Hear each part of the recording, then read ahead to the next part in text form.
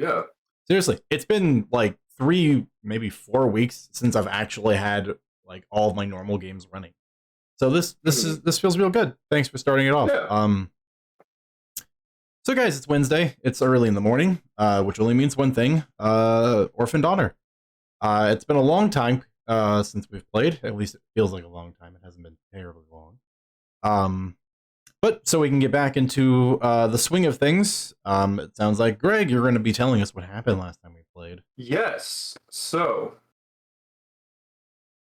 what happened last session? It's been a minute, but that's okay. So, at the start of the session, it was Yelena and Estella talking about what's actually going on in Estella's head. What's that man, that dude doing in there? Nero tries to spend some time with Corbish. Tells him about the hag. Tries to give him the new knife, the new cleaver.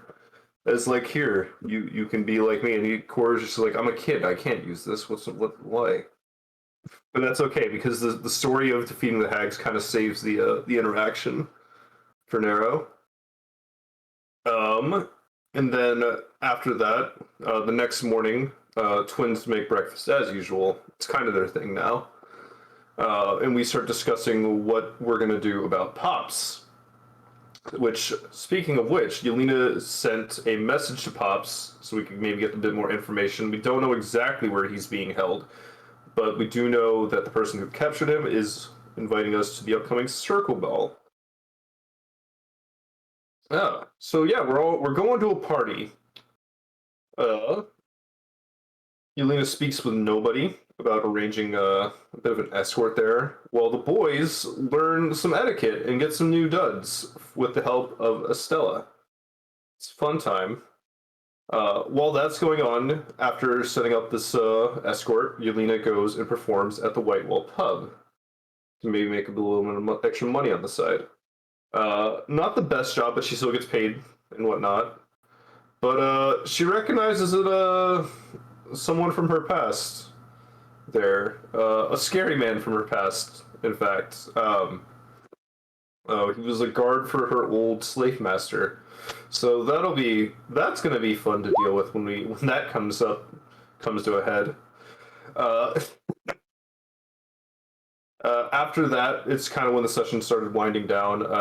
Core woke back up from his little nap, and we just kind of had like an awkward meeting again, and that's kind of where the session ended. A lot of setup that session, Mhm. but that's okay. You need setup sessions. Do was there anything anyone would like to add to that? Core barely appeared in the session. He was sleeping. He was. Sleepy He boy. needed a nap. Sometimes you just got to be a sleepy boy. Yeah. Okay. Well, there's no additions. We will begin where we started off last time, winding back perhaps several minutes to Core awakening in his room from his long nap while his compatriots are still out on the town, gathering their various sundries for the upcoming meetings that they have. So Core takes a moment to get around when he wakes up from his nap. Not really sure how long he slept for, but I think he tried to time it. And I think when he finally gets himself around, he has an epiphany, which leads him to um, grab the prayer necklace that he has been kind of wearing, and he looks at it, and he begins talking to it. Um, and he says, "No, I don't really know how much you really hear in there. I like to think you've seen everything so far, but I haven't slept like this in a while. Been a while since I've gotten to just go back to bed and feel like, I don't know, like the world's not on fire.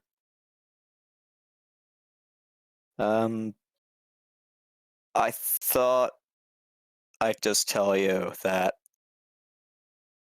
I think I know what I'm gonna do. I think I actually have direction. I don't know if it's gonna work out. I gotta go through some thoughts yet, but I just thought I'd let you have a little bit of an update. I think I'm getting myself sorted out.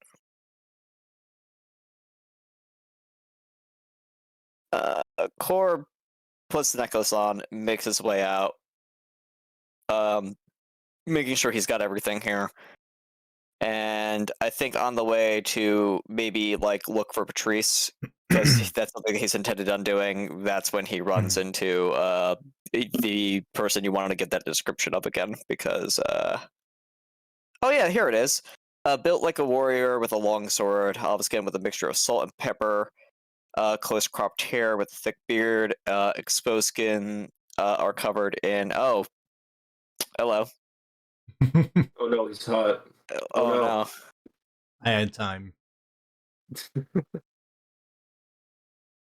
Yeah, so I think Core like stops and stares for a little bit too long when he finds him just sitting there like at the bottom of the stairs, wasn't he? Yeah, he's sitting there on the stairs. His hands kind of folded in front of his face in a pyramid, just kind of leaning on them, just kind of looking. Yeah. So, Core, after staring, I remember they made eye contact. There was a moment of silence, and Core just said, "Sup?"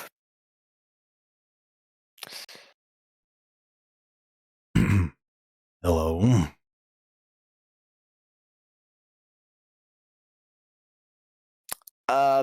Didn't really mean to stare. Not used to seeing, you. Yes, it was my dazzling smile.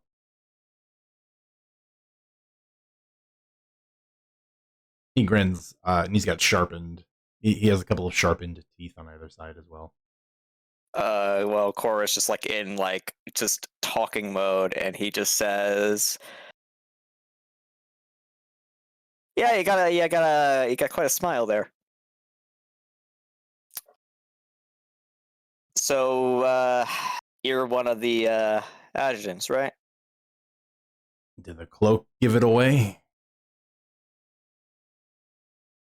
It was your dazzling. I just woke up. I can tell, and that's fine. You're Uh-huh. Core, right? Yeah. Uh, that is that's me. Mm-hmm. You are well, Just call Smiles me isn't a name. Stitch. Stitch. Stitch. Stitch. And Why do they call you? Why do they call you Stitch? he'll raise up his forearms, which are exposed, and you can see just along his olive green skin, he has dozens of scars that look like they were done, that are left over from surgical wounds where he was like stitched together, enough to look like he's a patchwork man almost. So, do you let the kids play tic-tac-toe on your arms? If they can find a suitable board, yeah. I found one. It's right there. Well, Wait, no, that doesn't work. no, it doesn't. Uh, That was one of the obvious ones. yeah, sometimes it's not the right answer. Anyway, sorry about being weird and rude. Uh, you just gotta caught me at like at a weird moment.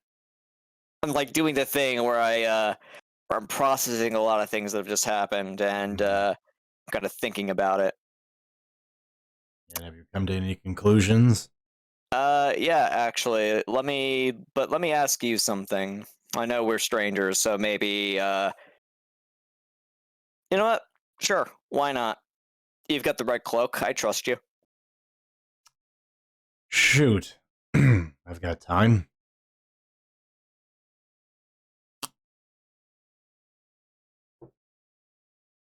I was thinking about, I guess, what I've been doing right now and where that's led me.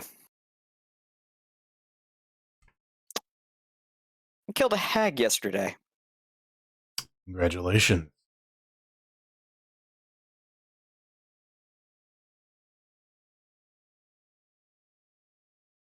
And it's the first time in a while that I felt like I did something that actually kind of mattered.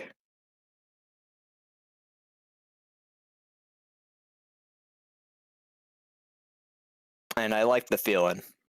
Mm. Coming onto a greater purpose for yourself, then. Something like that. The people I've been going with, I've known two of them for a while, and I kind of know the other two. And this is something that's been going on for not even a week. Just thinking about my place in all this, I'm kind of wondering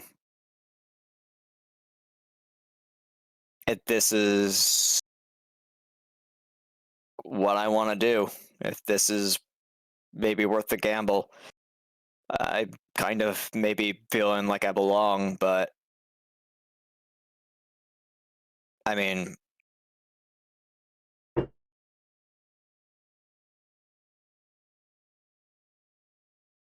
how did you end up here? I guess is a good way to ask this. Did you end up taking a gamble on some people? Did you pay off? You see him chew over a couple of words, but at the end of your statement, you just see him sort of shake his head, yes. That sounds about right.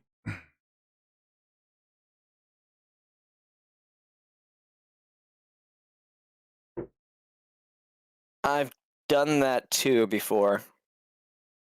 And uh, I've lost a lot of dice rolls.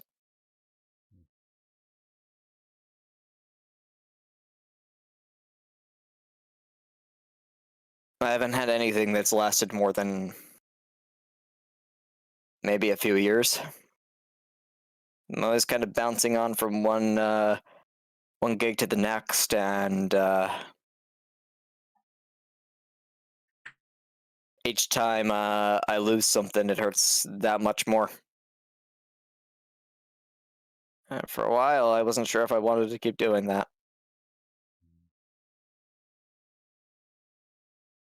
Do you think it's worth giving it another shot? You said you've only been around for about a week. Uh huh. In which case, maybe you don't know a lot of the adjutants very well yet. Do you know what makes an adjutant an adjutant? I don't know anything about the organization other than the friends I'm making here or fighting the friends I've got somewhere else. I guess. Uh, kind of weird to think of them as friends at this point. What makes us unique?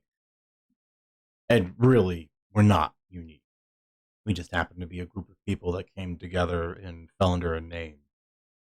What makes us who we are is that we have chosen to, instead of being our traumas, to try to be a person. That makes sense. Hmm. We have all come from terrible places and had terrible things done to us, terrible things we've seen, committed terrible acts. Some of us, all three, some of us, none, but enough to have suffered greatly. And instead of wallowing in that, we've found a higher and better cause. Now, some of us don't necessarily fly the banner as high as others, but we stick together.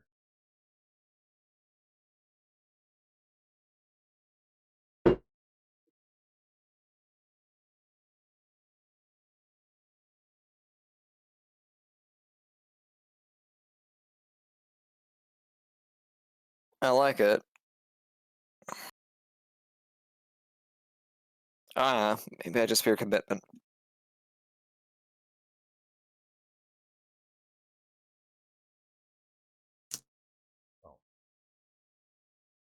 Then you have to decide if this new endeavor you've stumbled into is really something you want to pursue. And if it is, you'll find that little nagging feeling of fear start to fade away. And it doesn't go all at once. It takes time. It takes experiences. But you'll get there. If that's what you want.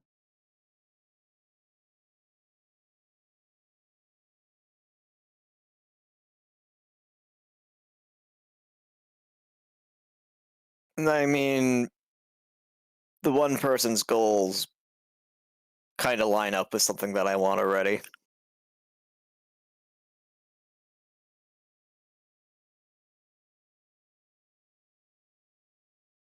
Speaking of which, have you seen a redhead who's incapable of getting their hair out of their eyes? And another one who looks kind of like them, but way bigger. They dress alike, and then, I don't know. I guess there's two other elves with them. One of them's probably handing out knives to children. You realize, had you just been a tiny bit more vague, you would have still managed to have described everybody you've been working with Uh-huh. recently. I mean, it's kind of the joke. Yeah. I've seen them. They left a while ago. I don't know when they're supposed to be back. I could track them down if you need. Nah, they'll be back. And unceremoniously, the door flies open. And in comes Estella, Yelena, and the twins carrying a bunch of shopping bags.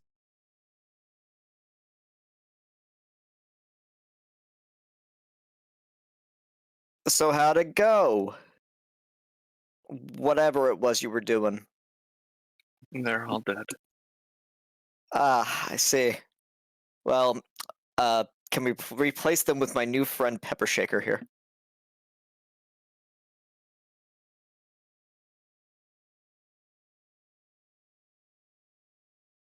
Ignore that. Just call me Stitch. It's got a really good smile. He smiles. He has several fanged teeth. Estella will wave and just be like, huh, well, nice to meet you.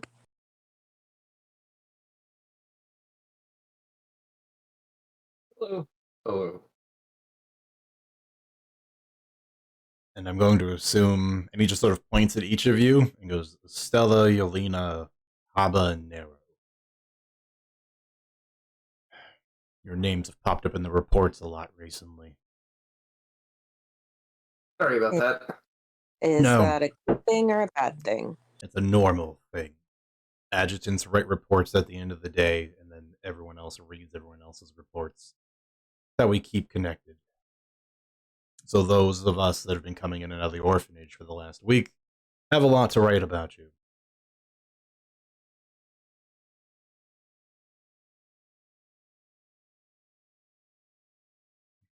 And just made accepting this escort job a little easier. Because I'm familiar with you. You're the one who's going to be helping us with the Hag's Lair, then. Correct. It's my specialty.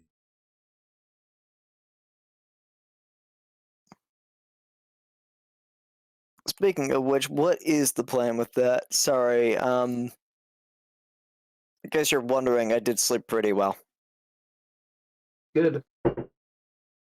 Sorry for waking you up so early yesterday. Or Yeah, this morning, I you're guess. fine. Don't worry about it. Yeah.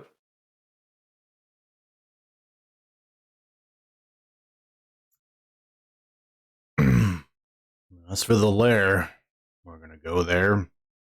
We're going to politely talk our way in with our winning smiles.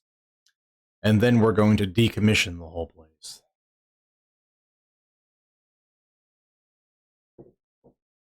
Which is a polite way of saying dismantle, destroy, and confiscate anything that we'd have to. Sounds good to me.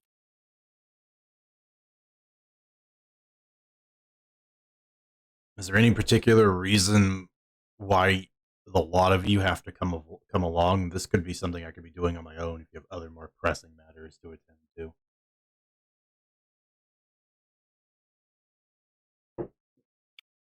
At the moment, I believe we're mostly just waiting for the circle ball. Things to come to a head, possibly. You're the one supposed to be meeting with Lucinda soon. I Yes. suppose that makes sense. Fair warning, she's prickly. Don't say or We've do been anything told. stupid.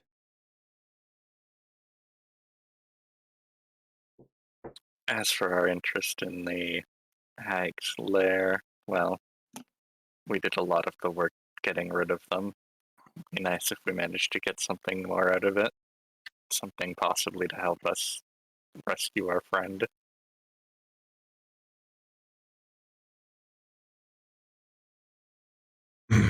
Well, fair warning, most things that come out of a hag's lair tend to be unpleasant at worst, cursed at best. I'm of the mind. I'm of the mind that you shouldn't leave anything half finished. I'd like to see this entire show to the end, no matter how ugly it's going to look.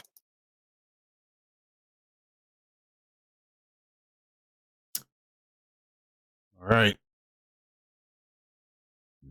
Hopefully you've got a stomach for some odd, possibly terrifying things. Hag magic is often unpleasant.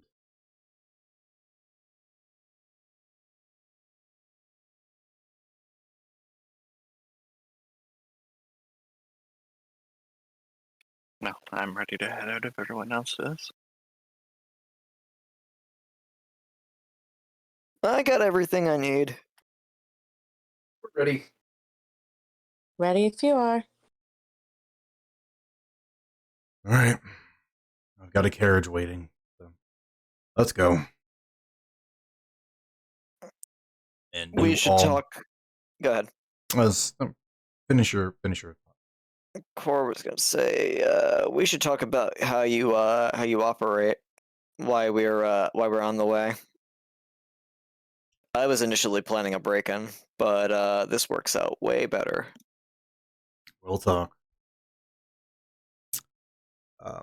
And just a quick little narrative jump of everyone dropping off their goodies real quickly into their respective rooms, and then going out front where there's a Pegasus flight carriage waiting for the group of you. That you see Stitch talking to the driver and handing a handful of platinum to.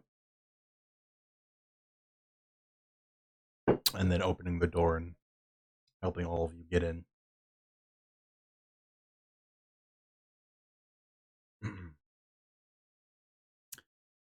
And then you are away, off to the 4th District, to where you know the hags were impersonating some relatively wealthy nobles and using their domicile as their lair.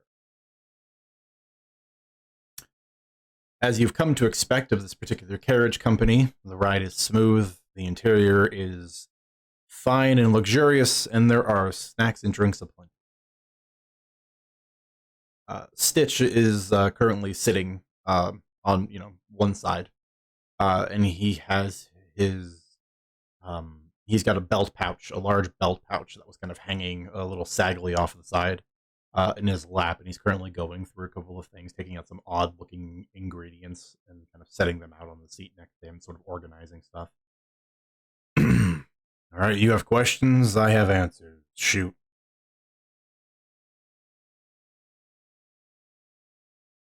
So, at that point, Corp actually having brought in his map, will actually kind of fold it out there and just kind of show him the work of it, and just says, "So this is what I had drafted from the previous night while I was keeping myself idle and busy." Well, but contradicting myself in the same statement aside, uh, the initial plan I had was Core would basically describe like, I was going to go in here and then I was going to start sweeping in and around through here. Based off the plan here, he didn't know the building was 2 stories. Well, it's multiple stories, right? Yeah, it's multiple stories. It's Yeah, I think. it's a 12-story building. Okay, 12-story building. The core starts asking about like what he knows about the building layout and if there's like anything that they need to worry about as far as subterranean based things here. I'm seeing if I have anything actually here. Yeah, and they reside on the top floor. 'Cause that's the thing that Core says, and he just like clarifies like how much of the ground are we actually covering? Is it just solely the top floor, or are there other things that he needs to worry about? And what of these other floors? What makes those up? He doesn't actually know anything about the family itself. All he knows about is the legwork that he's managed to cobble together based off the surroundings and what he knows about Tavakari, architecture and things like that. Well, which is to say, the architecture isn't Tafakari in Yeah. nature. Some of the interior decorating will be. Mhm. But the building itself was purchased. Well, if you're still set on heisting your way in, most of the city is built on 2 sewer networks. The one that is currently in use and the one that is primarily occupied and used by the Oswar. Uh-huh. They act as back doors into pretty much any building if you know your way around them. Familiar with those sworn sewers. Ran Two with of them. Core just kind of goes kind of awkwardly quiet after that.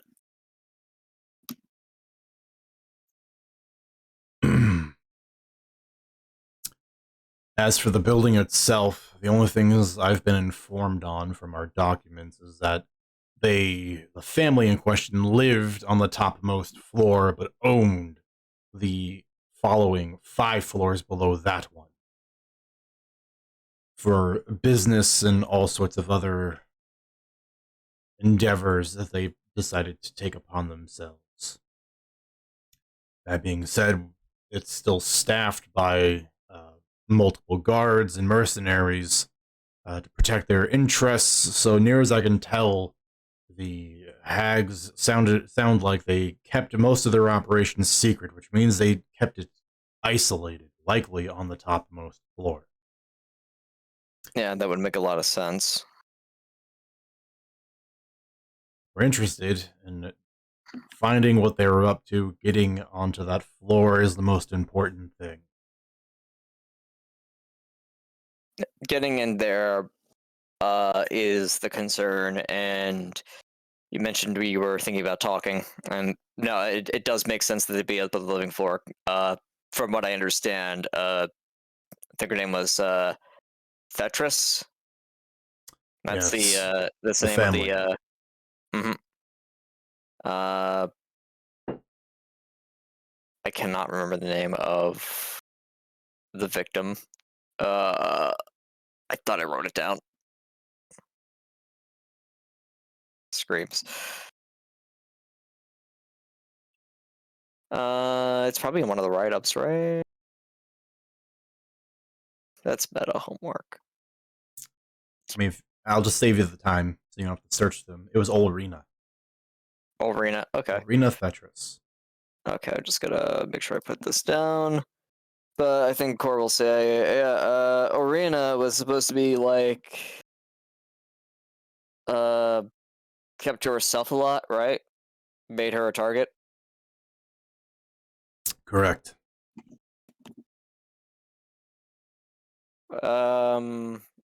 So you were planning on speed talking her way in, right?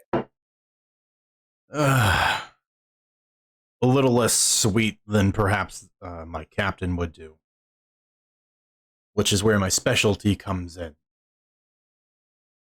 Now, perhaps my appearance would dissuade you from believing in this otherwise, and he smiles again. I am what you would call a hexbreaker. I know of magics that are deep and dark, and most people would not speak of or let alone practice. And most of these, and a lot of these, can easily tie back to hags and a lot of their practices from tens of thousands, hundreds of thousands of years, for as long as the world has existed. It is usually very easy to convince people that if they have a problem with such magics, that they will usually head nod and let me walk in. However, if that fails, I can also use some of these aforementioned magics to allow us to walk past them without them remembering us. My job typically doesn't have the leisure of waiting for people to go through paperwork or have conversations. Lots of that crap. All right. That's definitely an approach. How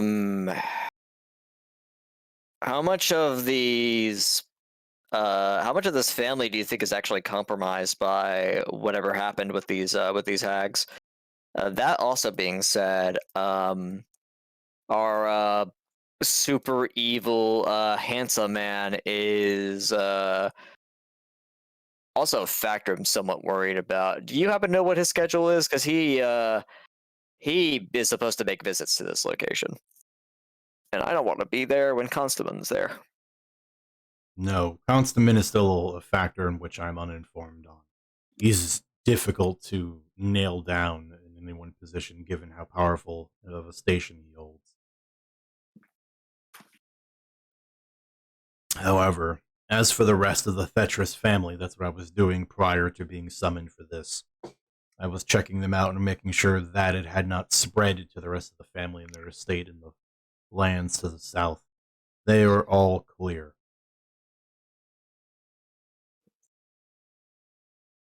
Coven likely didn't have the influence nor the ability to turn more than they needed to, lest they attract attention. Whole noble families changing habits tend to have people notice.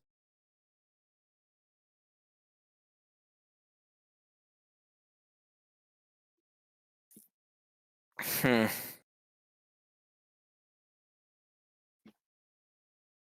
So I guess we're just gonna have to do this going room by room then once we get to the locations that we think are most designated. Just get a feel for things then. Well, as I said, hag lairs are difficult in that their magics tend to permeate everything around them. It's not a matter of trying to find something tucked away into a floorboard or hidden in a box. Everything needs to be cleansed and dealt with. Which is why I was called for this particular job, because this is what I do. I have an innate ability to sense things that have been desecrated and likewise consecrated, such as the necklace you hold or whatever the hell is wrong with her, and he points at Estella. You She, you have something you want to talk about?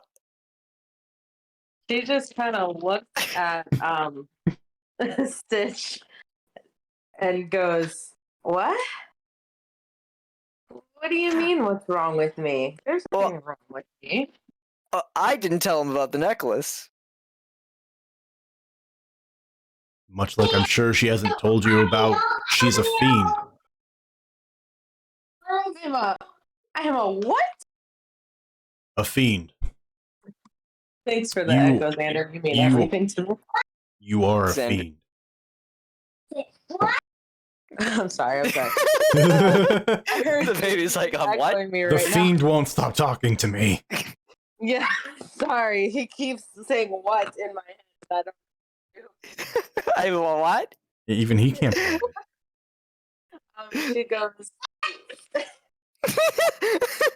Okay, buddy. I'm sorry. She just says, "Me, a fiend? What? What could you possibly be talking about?" You really want me to find out? We have the time. He just gives you like this deadpan stare.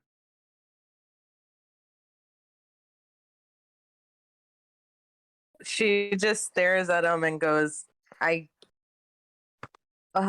don't actually know what you're going on about." Because character, she doesn't know anything about being a fiend, right? Nope. Nor Yeah, exactly. nor technically what your what your companion is either. Okay, cool. Yeah, so I am playing this right. Awesome. Mm-hmm. So yeah, she just stares at him, kind of confused, like, I have no idea what you're talking about. Queen, you, everything okay? Any, like, developments or something? As I said, there's nothing wrong with me. I don't actually know what he's going on about. Cor looks to... At first he looks at Hala and Nero for a moment, but then he thinks better about it, and then he just stares at Yelena. As if he's, like, looking for, like, maybe some type of silent confirmation about this. Because he's just imagining getting, like, this mixed reaction from, like, Hala and Nero of, like, all too peppy, and then someone is looking way too dead and serious. Yelena's doing her best to keep a straight face. To Come on, not baby. give anything away. Right, I was muted, so I did not echo the baby as he was coming down the stairs.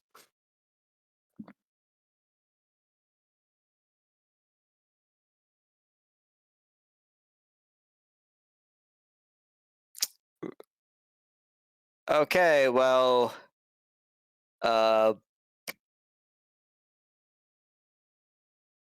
you know, silence from everybody else kind of feels weird. I mean, one awkward carriage ride. It's gonna be kind of weird.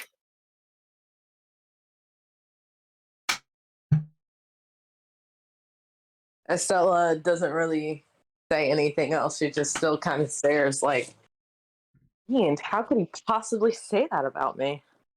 I know, it's so rude. Cool. Honestly.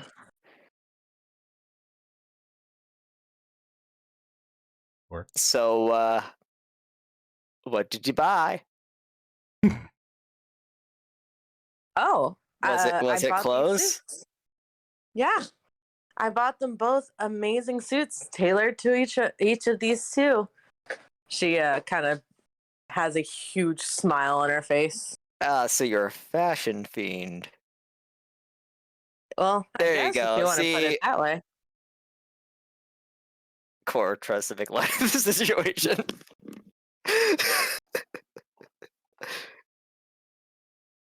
Yeah, I guess that'll help. Get them something dapper that isn't, the chef outfit. They can match. We only really just wear aprons because they got a lot of pockets. I mean, Out of character. Are they wearing an apron right now? yes, but they're holding their. Oh, no, wait, no. They've got their suits on now. I'm just like imagining like they always look like their default appearance always looks like they just walked out of the kitchen of a Papa John's. That's weirdly No. specific. Yeah, It's a red Narrow- pizza apron. yeah. Nero like usually is wearing like half plate with like a hat, like a black half apron on. usually. Wait, did you say that they're both in their suits right now? I mean, we're in the carriage. I mean, This should I have matters. waited? Well, this Oh, this matters because matters? you guys are. Well, I mean, it matters because you guys are going to a hag lair where they do weird things. There could be oozy substances and stuff like that. So I got to know Yeah, if you're going to no, ruin no, your no. ball duds beforehand. No. You're right. Sorry. No, they're just yes. In that case, yes, Core. They are dressed as chefs. Aprons over leather and half plate armor.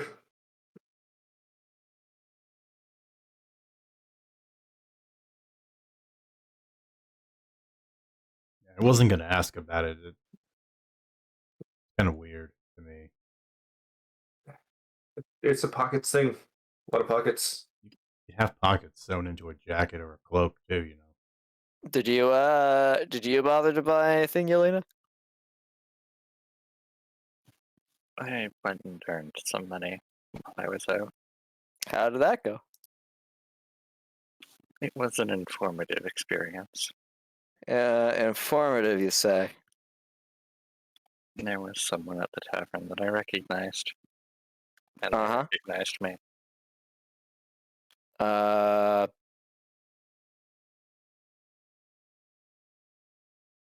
I'm gonna ask this, and you can leave it up to however you want to interpret it.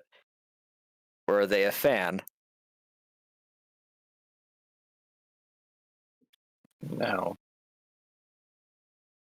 Fun.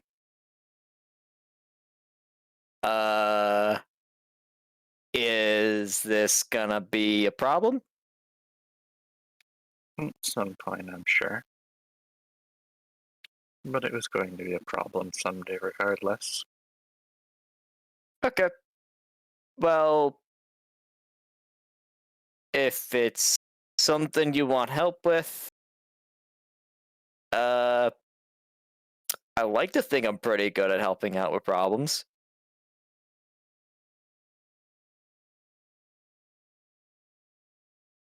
So, I mean, just keep that in mind. I don't think I need to know the specifics. I think you know enough about my past to know what I'm talking about. I was actually doing some thinking about that type of stuff earlier, actually. And that nap really helped me clear up my mind. Is it a nap if you slept for several hours? Could be.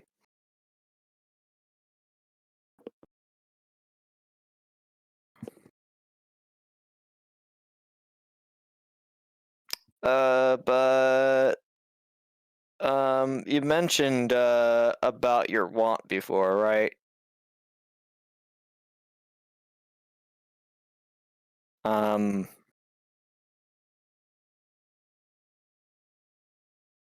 Yeah.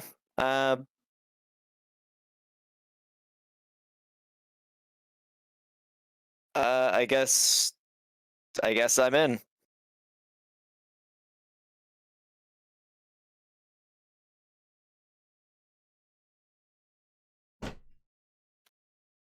She nods. I'm glad for the help. Uh-huh. I mean, I'll be honest with you. I had an axe to grind with an entire district of the city anyway.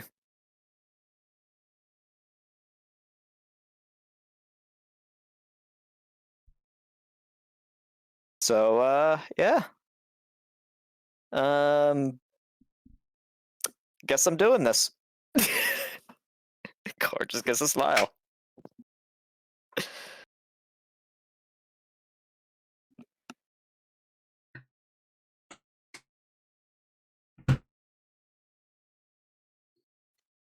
Well, anyway, I suppose we're probably going to have to grab Core something to wear as well at some point. I'm glad that you didn't just assume to buy me baby clothes. There were none small enough.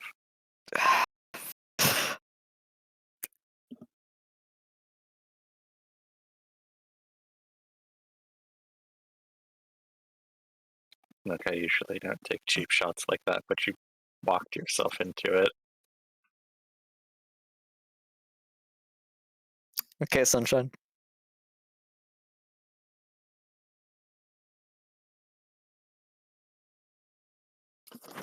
Or one eye squints at you. He just stares back, narrowing his eyes. His arms crossed. Have the longest staring contest ever.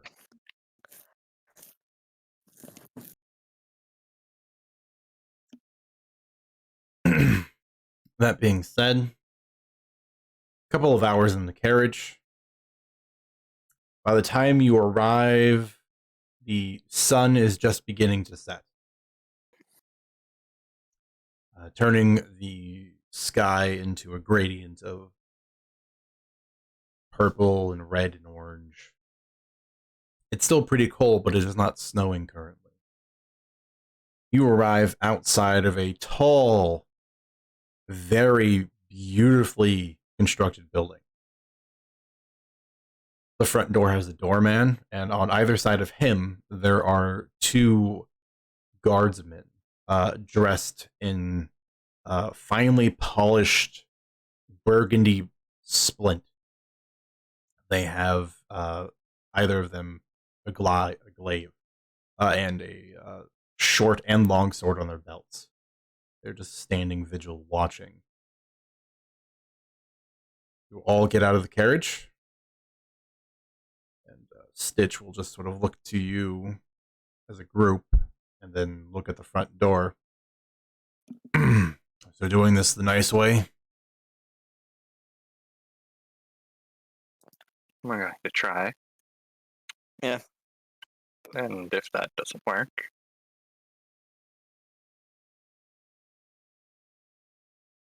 We can do it the forced way or the back door way.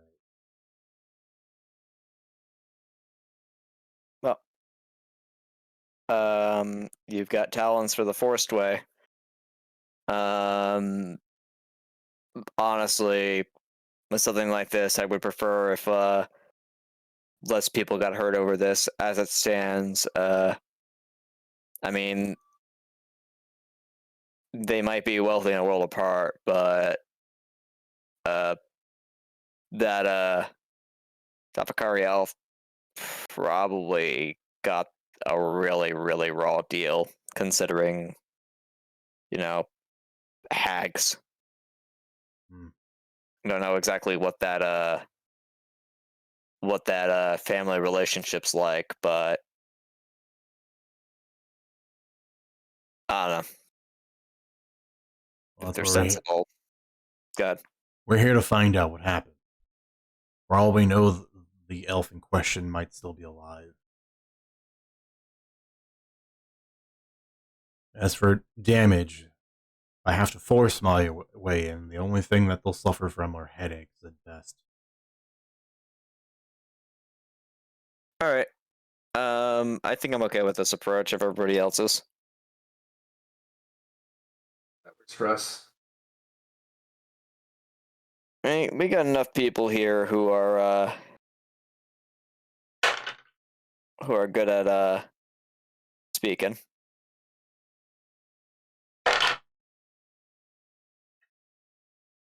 All right.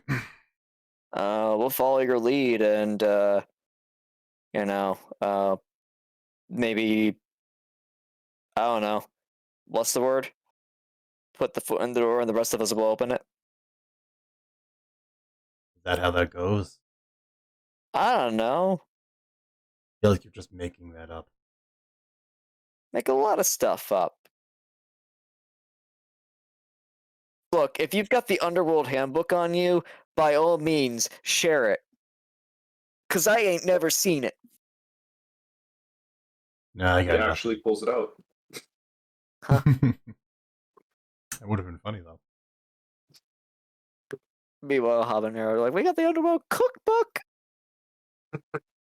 Throws It's all lemon meth. juice in your eyes or something. All right. You will watch as Stitch will kind of straighten himself up after the carriage ride, and then proceed to walk to the front door where the doorman immediately stops. Excuse me, sir. I'm unfamiliar with your face. What is your business here today? I'm with the Hunters Guild, specifically the branch that deals with supernatural and curse-based entities. I have tracked a creature here and believe this building to be under threat. I need to speak to the person that owns the building. The doorman looks clearly a bit confused, a little off-put, and mildly intimidated. And looks past Stitch at all of you, like taking in the whole group for a moment. And he'll sort of nod and then look at the guards and just kind of point, and be like, watch them. And he slips inside. Are After- they all? Sorry. No, go ahead. Are they all Tafakari, or is it? No, none of them are Okay. actually. None of them are Tafakari. Okay. The doorman is human, and the other two are wearing full helms.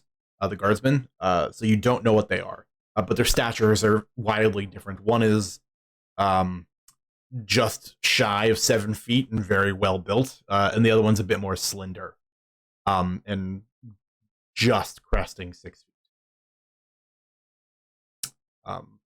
I mean, if you're really interested in maybe trying to guess races based off of general build and stature, you're more than welcome to make a nature check.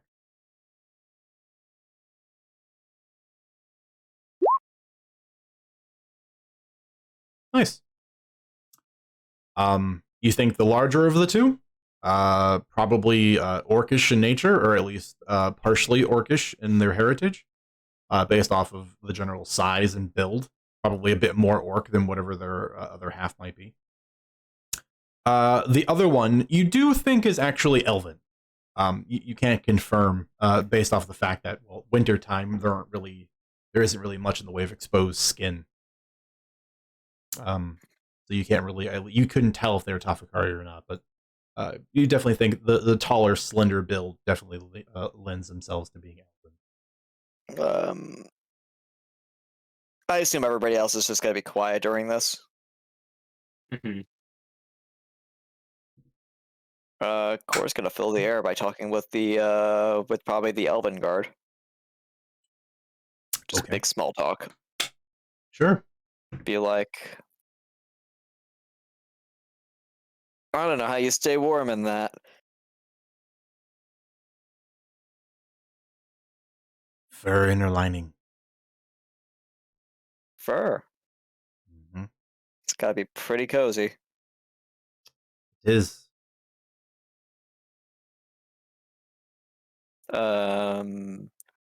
Core kind of looks around. What's the weather like now?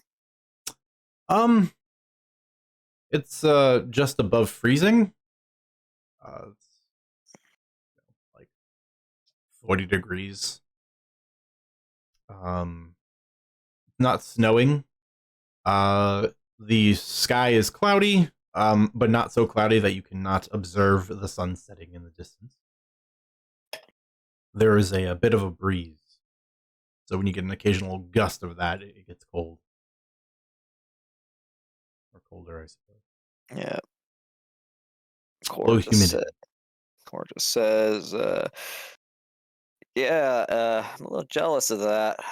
When the wind blows, it just goes right through this cloak.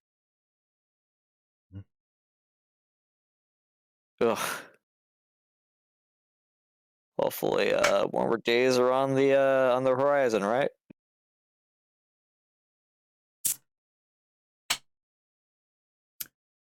Suppose. You a winter person? I do not mind it. You don't mind it? I am paid well enough that circumstances allow me to endure the winter comfortably. I like the spring. Given your shoddy cloak, that would make sense.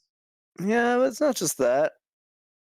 I mean, if we're talking about better weather, usually late summer's pretty good. That has a little bit more to do with the sights. Everything coming back to life, you know?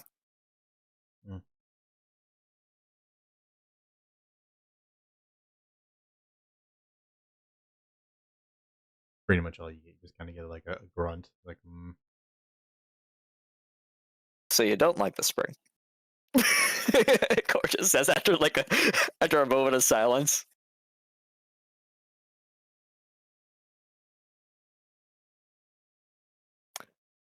I don't know. Do you want me to roll persuasion to just see if this goes somewhere? If you're really interested in trying to get the guard to talk to you, sure. Sure. Like, Course is like trying to find a little common ground. Why not?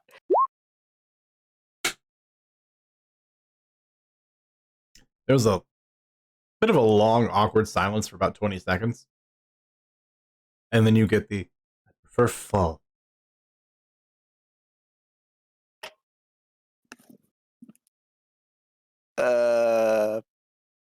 Horror just says, is it the smells? That and the changing of colors. It's pretty good. I can appreciate that. I usually associate fall with, what is it, like cinnamon? Yeah, cinnamon. Yeah, my friend here is pretty good at cooking. We're not too That's bad. why he wears a apron out in public. Everyone with the apron today. He made a Well, you cooking know- comment. It's an obvious thing to mention. Yeah, he just really likes to advertise the thing that he's good at. Core just like looks at him like Yeah. there's something wrong with him. Like, This is an attack on me, Greg, players. Sorry, does Greg wear an apron out of the house? No, I mean He's- it's gotta work, yeah, but wearing his Starbucks apron right now. What? It's comfy.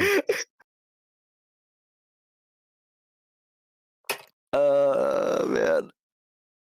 That's okay. I've played D&D and a Dunkin' Donuts apron before.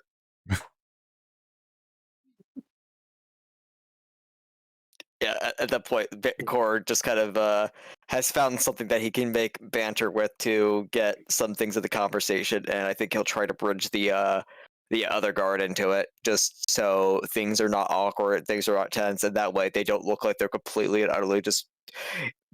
That way they don't look crazy.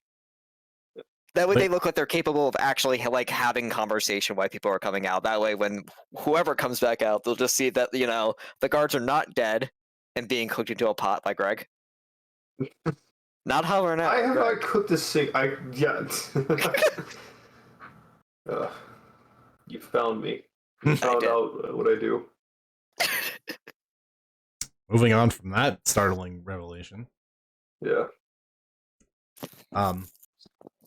Contrary to your very charming nature, Core, it is difficult to rein in the other guard. The elven one will eventually mention, Opath isn't one for talking while on duty. It's better to leave him alone. That's fair. And after a bit of polite conversation with the elven guard, who, again, he doesn't seem like he's overly into it, but will entertain the conversation. The doorman will return, this time in tow with a Tafakari, who is dressed exquisitely in a very fine burgundy, gold-trimmed, fur-lined cloak that's wrapped very tightly around them. You see them step outside, immediately just kind of shiver. Told you need to speak to me. If we could do this inside, that would be preferred. Yes, that's quite fine. If you don't mind, I have my company with me. And just, yes, please, hurry up. Come inside. It's deathly cold. Yeah, we were just talking about that actually. And the doorman holds the door open for all of you to enter. The elven guard will just kind of give you a polite nod in a non too enthusiastic wave, just like the expected hand wave of, these guards see a lot of rich people coming out of this building, so just like, the same thing they would get. I acknowledge your existence, please leave me alone. And you are brought into the foyer, walking into the lobby of this building. And everything here is just so rich. The stonework of the floor, the murals that are painted on the left and right sides of the hallways, depicting the building up of the city of Geliath, starting from its humble origins to the mammoth icon of wealth that it is today. Eventually, you'll just sort of see this Tafakari sit down in one of the crushed velvet sofas that are in the entry lobby. There's a guard off to the side near the stairs in a front desk where you can see there's a somewhat bubbly looking dwarven woman kind of just currently working through some paperwork. The elf will sit down, kind of rubbing his hands together, even though he was only outside for maybe 30 seconds, and then just sort of hand waves to the open spots. Please, have a seat. Let us talk about whatever this is you've brought to my door. And Stitch will quickly sit down opposite of him. And then sort of just gesture to one or two of you to take a seat on either side of him. Cor will take a sit on his right side. Yelena will take the other side. Alrighty. So, what is this that you've dropped on my lap unexpectedly? Well, to put it simply, I've been tracking a hag through the city for some time. And he will, you'll see Stitch reach into the cloak somewhere underneath and produce a small square of leather, and pinned to it looks like some sort of polished badge, and he just sort of hands it across to the Tafakari elf. I am a high-ranking member of the Hunters Guild that specializes in hunting of supernatural and curse-based beings. Found the hag has disguised themselves and taken up residence within this building. I've been tasked with finding them and removing them. They, well, needless to say, are bad for business. They may take advantage of, manipulate, steal, or kill any of your tenants present. So if you value their lives, you should allow me to do some investigation. And you'll see the Tafakari take the badge, inspect it, kind of him and Ha, and then hand it back, kind of passive aggressively. And then he'll look to the rest of you. And what is the purpose of all of them? Hunting hags is dangerous. You don't do it alone. They all have their own specialties and help me safely remove entities such as this. And he just kind of looks at all of you for just the affirmation. Like, of course. Cor nods.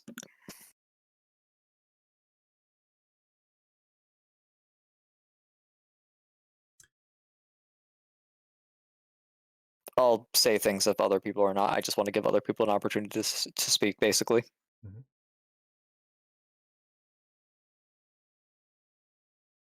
Well, Cora will just say, who do I have the pleasure of speaking to?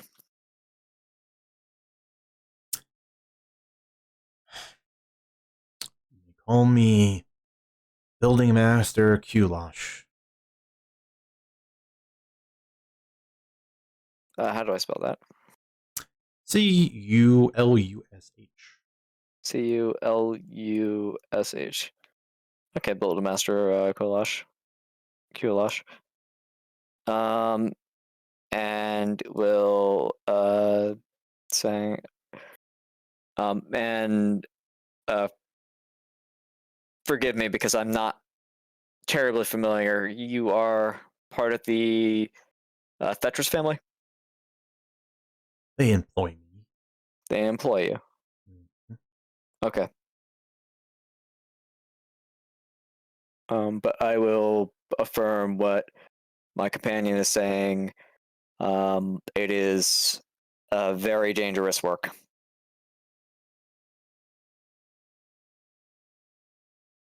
And ultimately, what we're looking to do is to just make sure that this is done in a way that is safe for everyone. It is. It's a matter of just making sure that no one is getting hurt unneededly by these very evil things.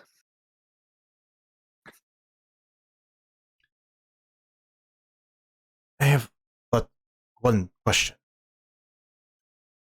Why is it part of your entourage looks like they are just dancers or entertainers and not hunters? And his eyes kind of pointedly look between Yelena and Estella. Two of them appear to be cooks and look between Haba and Nero.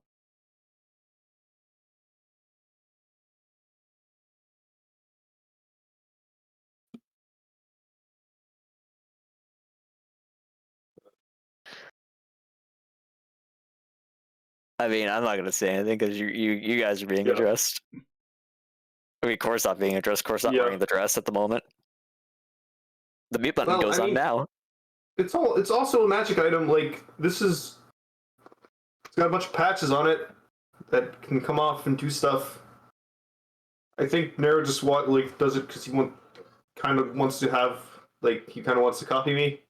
I can't really explain Nero's choice that much. I mean,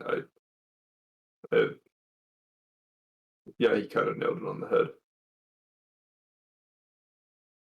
I've got, what do I even have in here? I've got some peppercorn, a little bit of shearmint.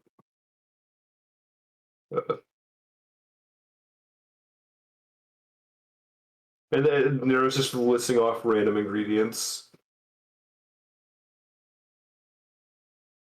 Yeah. Well, we assure you, we can do the job. I do also have this big sword.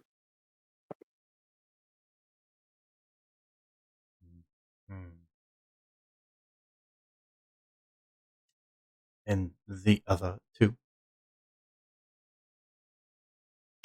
It's light and easy to move in. It's exactly what I need for my way of fighting. If it serves as a distraction for the person I'm trying to kill, all the better. I just like being beautiful.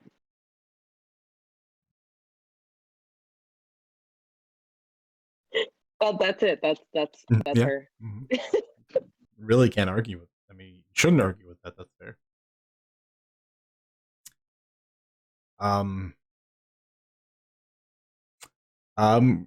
We're gonna do a weird one. We're gonna do a group skill check. I want all of you to make persuasion check. And this will affect the DC that Stitch is going to have to try to beat. Sure. This is a Oh my hilarious task to give to this particular party, given all of your charisma scores. Give me just a moment, because I finally got a chance to go downstairs onto my computer. That seems like Brent. Par for the course. Yeah, perfect. All right, what are we? Rolling a persuasion check. Persuasion check. Okay. Yeah. Not very confident, but here we go. Remember, you do have inspiration if you want to use it to reroll. Nah, it's fine. Y'all got the brunt of it. I don't really want to waste it on this. Nero is still just like looking in his pockets absentmindedly of his apron. I like to. Still have here.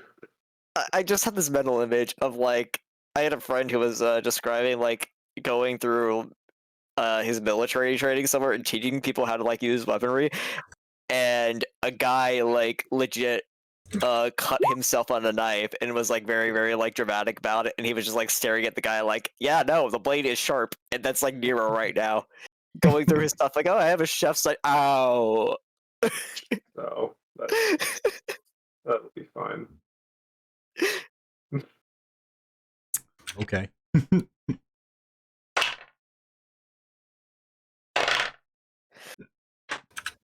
What is their average anyway? Very high. It wasn't terrible.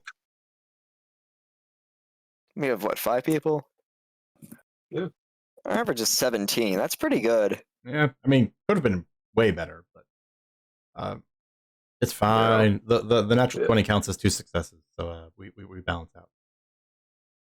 But I rolled higher. So Prettier. you watch this this leering-eyed Tafukari kind of clearly just judging all of you. But there's just after a sort of a long moment, you watch a Stitch just, are you thoroughly finished glaring? Can we go about our business so we can actually help the people in this building? And then there's just a moment of silence and just a huff. Just a, fine. Just do not bother any of them or have any complaints brought back to me. You will have hell to pay. Of course. We will be discreet.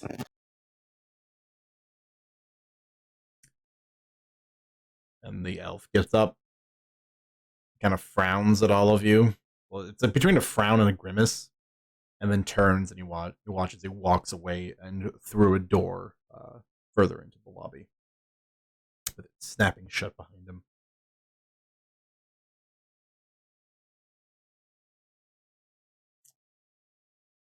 Stitch just sort of sits there, leans back.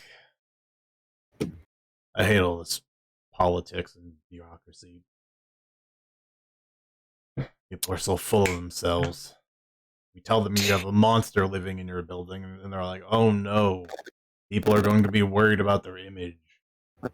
I mean, to be fair, he just points at Nero. I'm sorry. Sam has become a Silent Hill monster. Yes. Oh, can you hear that? I'm yeah, sorry. You're crackling. Yeah, that's because the air is going off down here. Ah. Yes. Yeah. I mean, Cor just like looks at Nero and just gestures to it, and just like looks at him like, yeah, no, I kind of get it. No, it's yeah. Honestly, I hadn't considered what all of you look like, and coming in here trying to be a professional monster hunter, there was a bit of a clash. I mean, what were they expecting? Like the full like, holy warrior look? Trust me, that tends to not actually go over as well as you'd think. My appearance, generally, while unnerving for a lot of individuals, when I say I hunt monsters and deal with cursed things, they tend to just look at me and see that as a reasonable course of action and tend to let me do my work.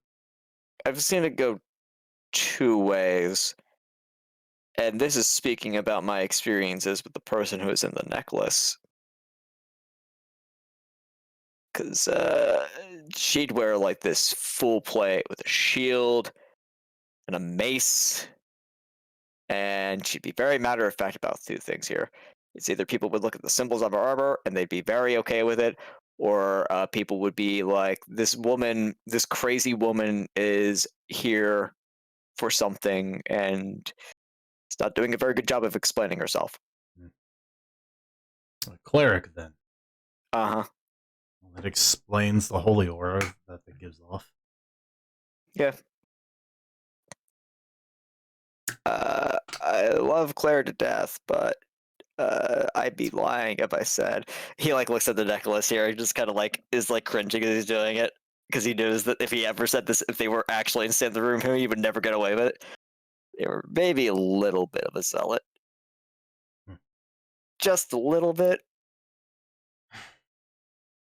Can you be a little bit of a zealot? I think Look, they just call that being passionate. Uh-huh. Look, I'm just afraid of repercussions, okay? He just says, like...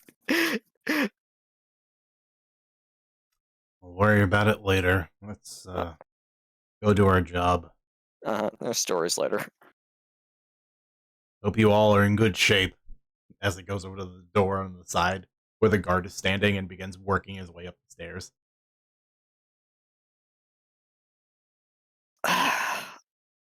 Yelena will follow.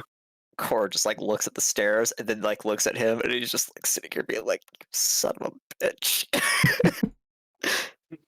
How many flights are we gonna have to go up? Well, you're going to the top floor. I mean, this ass like in character. I mean, 12. I want all of you to make a Constitution check.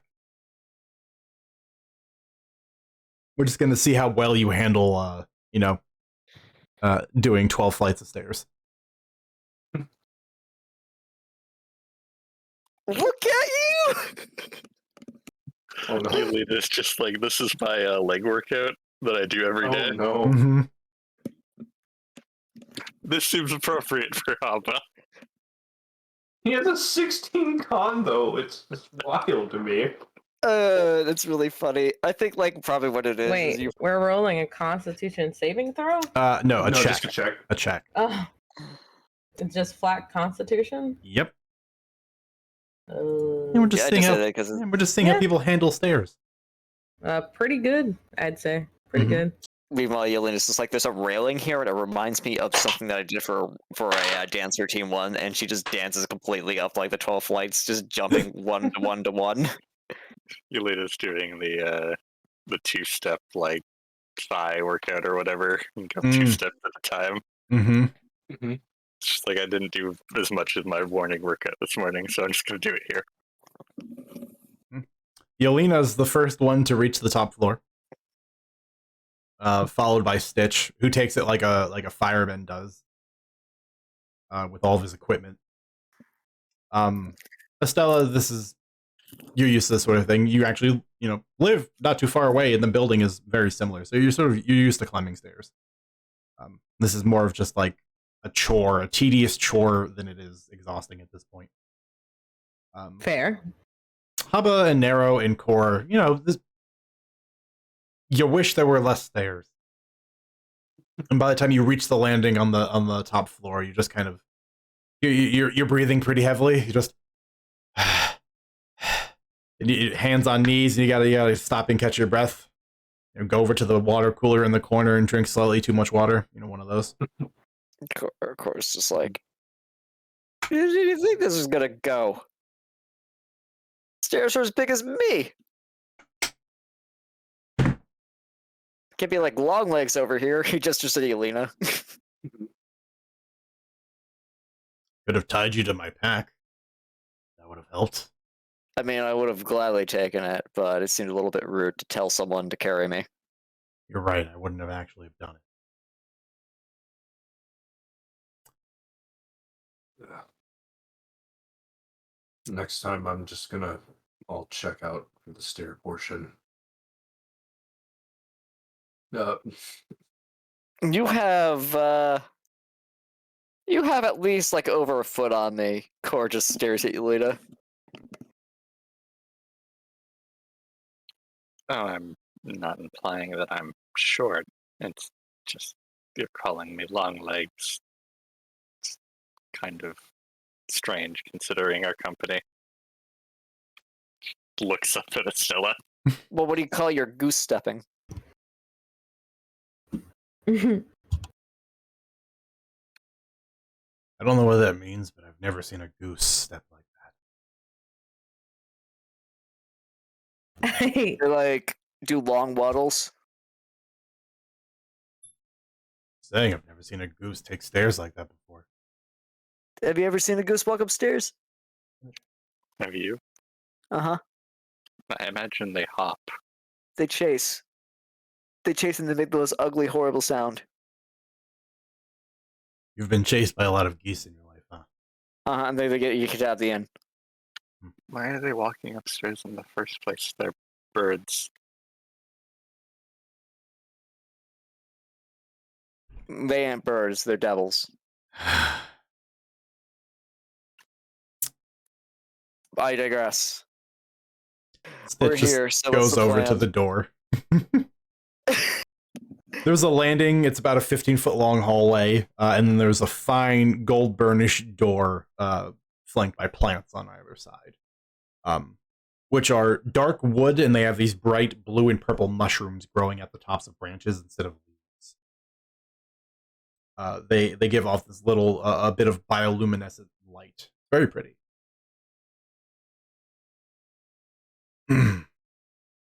Well, I suppose we do the polite thing. Knock. He goes up to the door, and you see Stitch stop for a moment and kind of just look it over. And then after a moment where he thinks it's okay, you just kind of hear him go and wait. He sort of nonchalantly sort of turns off to the side and looks at everyone like he's not expecting an answer.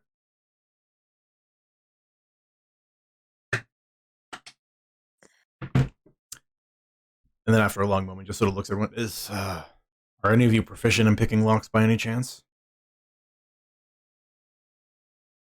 Looks at Core. I mean, you're telling me you're not? Court just says as he approaches the door. No. We're not. Not you. All right.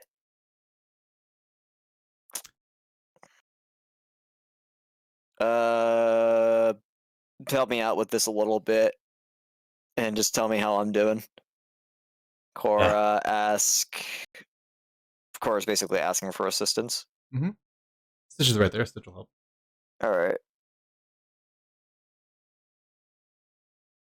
And between your expertise and Stitch's very good advice, you managed to undo the lock to the door, which was actually a pretty fine lock. If you feel like you weren't as well rested today, you might have not been able to get this open. The DC was a 20. Cora says, if they got money, they got fancy locks. I've had a lot of practice with these. And click. The lock is open, and you see Stitch grabs onto the handle, and then he reaches for the sword on his back, just kind of putting a hand on the hilt, just as a precaution. And then he slowly opens it, and you hear the click. He pushes it open. You watch as it swings and reveals a long hallway, opening into the whole large floor suite. That is the top, the 12th floor for the building. There are 4 doors down this hallway to the left and right before at the end of the hallway you see it open up into a bit of a more open floor plan. Immediately, nothing seems to be awry. There's no unusual smells. There's nothing that seems out of place. It just looks like a very fancy suite.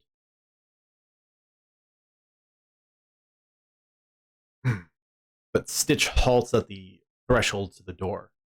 And you see him just sort of stop, and you see his nostrils flare. Perhaps the odd realization that now kind of looking at him, you see his eyes when he blinks, He has 2 sets of eyelids, vertical and horizontal. And then he just sort of turns and looks at all of you. This is definitely the right place. You can smell them here. The aura of their magic. There are things lingering. Be careful what you touch and things you decide to play with. As a standard rule, and anything that might be even remotely magical, if it looks funny, probably a bad idea. I don't want to mess around and find out. Be wise. I don't want to have to break any curses on any of you. Yeah, I don't Generally want to think. unpleasant. I don't want to think of migrating to the sea again.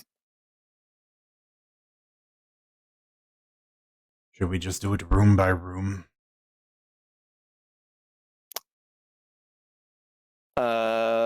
That seems like pretty good procedure, unless you think that there might be a place that people are gonna be. But generally, I'd like to start by the entrance. That way, if we have to actually leave quickly enough, then we'll have a solid way out at least.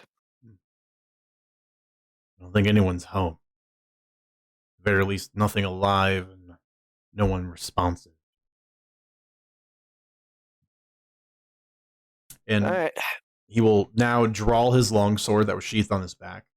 It is very easy to notice. It is a fine, well-polished blade, and there are a series of runes etched into either side of the blades, running at its length. Does anybody happen to speak giant? No. No. My mortal enemy. No. Yes, actually. Okay. Well then, Nice. Nice. That's a little. I believe I chose it because you mentioned that Cartwheel had a Goliath population or something along those it lines. does. It does.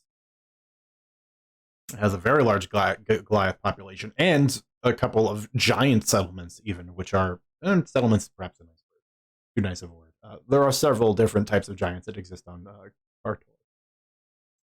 So yeah, not weird. And while it isn't just expressly it's not just written in giant, it is of a runic language that is stemmed from giant.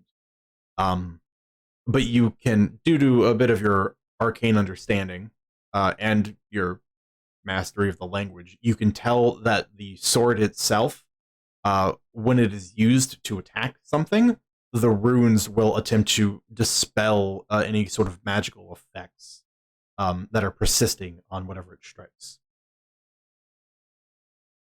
She takes a moment to kind of look it over, double checking. I think Giant's a bit rusty, because doesn't exactly have to use it very often. Been a minute. But she'll relay that information. Say, this blade can be used to try and dispel magical effects against whoever it strikes.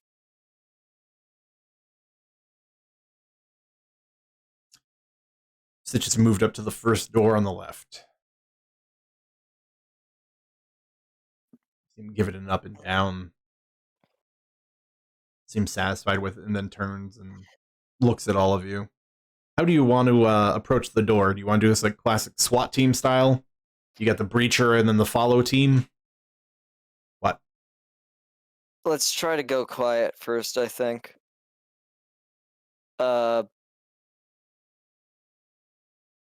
If we kick the door down and there happens to be something else, well, I don't want to kick a hornet's nest or whatnot. So let's just take it slow for now. Mhm. Core will inspect the door, and then we'll see if the door's locked, and then try to open the door. Sure. Make an investigation check. Is Yelena being a spotter again? Sure. All right. Procedure 28 is the magic number today. Rose. You look over the door. It's well made. Probably would even be a bit difficult to kick in. It does have a lock, and it is currently locked. It is of the same make and model as the front door. All right, Stitch, I need your eyes. Yeah. Good enough. And just like before, with a little bit of advice and some careful tweaking, you managed to undo the lock. All right. And Core nods and will, with maybe a little bit of stealth, not the best thing, but tries to carefully open the door. Okay. Or you begin to slowly open the door. It opens silently on well-oiled hinges, and the interior of the room is dark. There is no light source. But as the light from the hallway begins to slowly creak in, giving you a little bit of vision, you see the first signs of a room covered in stone tile work. It is white, veined in black. Very pretty at the first glance. And then you begin to notice the room clearly has been rearranged from what this was expected to be, which was a large bathroom. And you see, sitting in the middle of the room, what looks like a raised table. It is currently empty. Dare you open the door all the way? Would you like to make a perception check? Yeah, we'll roll perception.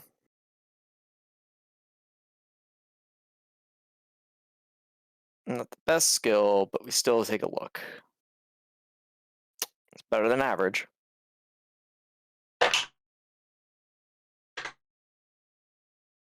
With you peeking in and Stitch just kind of overhead, sort of do a reverse sweep of the room, kind of taking in the situation. Neither of you spot anybody or anything that is of an immediate or obvious danger in the room. The thing that you do notice, however, with your perception check, is that there is an unusual scent in the air. And it's only unusual because of how stark it is compared to the hallway you came from. So the air when you first came into the suite was very neutral. Wood, carpeting, everything you'd expect. Everything was very clean. This room smells almost too clean.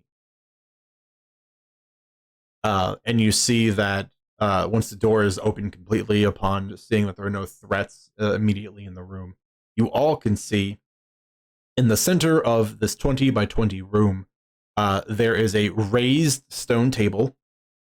In the far right corner, there is a beautiful bronze bathtub. There's a sink in the corner closest to you on the left.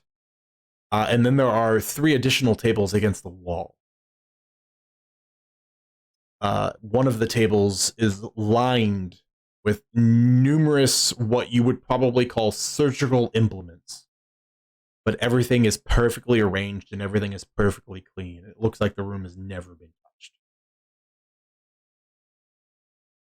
Core is gonna take out a piton. He's gonna twirl it, the hole around his pinky for a moment, and then he's gonna lob it into the room just to see what happens. Okay. Like as close as he can to that altar. Yeah.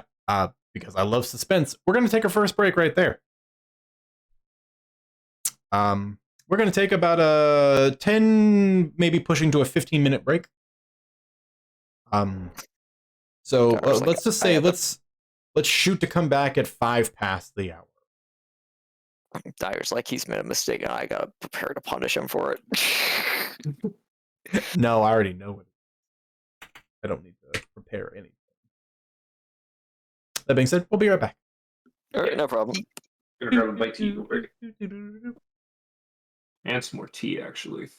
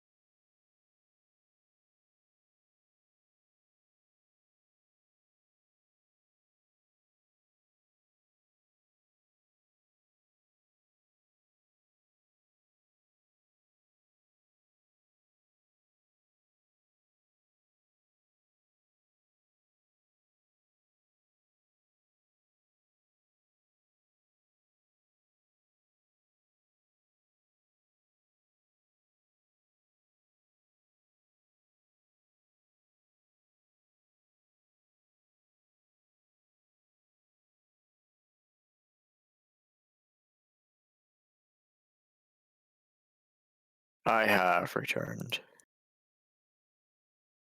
Welcome back.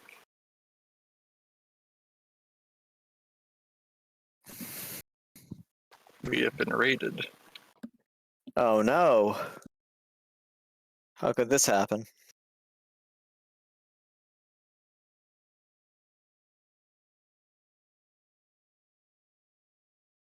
I'm back.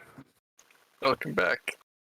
I made a sausage, egg, and cheese sandwich and some sleepy time tea. Nice. Even though I'm not sleepy, I just like the taste of it a lot. Yeah, no, real talk. Sleepy time tea is it's so good. Yeah, It doesn't so matter the good. time of day. we got raided at the most inconvenient time while on break. Oh, did Oh we? no. Oh, okay, so awkward. Hi, everybody. I hope someone greeted you when you apparently dropped in here. Who raided me? I don't even know. Was it Rob again? Was it Rob Boy? Rob Boy does this to me. He would They see did that it. I'm in the bathroom on a break, and he's gonna be like, "Well, this is the perfect time." To to raid, Seriously. yes. He does. No, oh, final traumatic. Thank you. For rating us with a party of 17. That's awesome.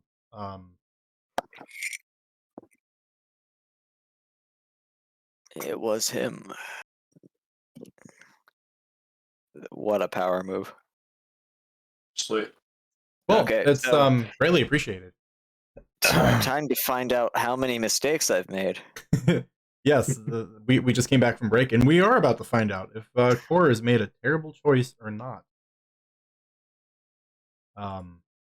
Every decision Core makes is a terrible choice. We're gonna find out the hard way.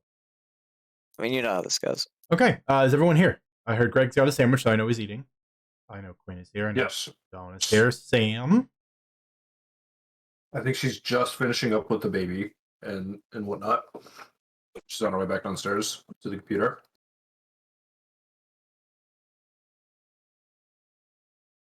I want to start without Sam. So I'll give Sam. Sorry, I'm here. Oh, perfect. Never mind. All right. Okay. So we're here. Everyone's alive. Perfect.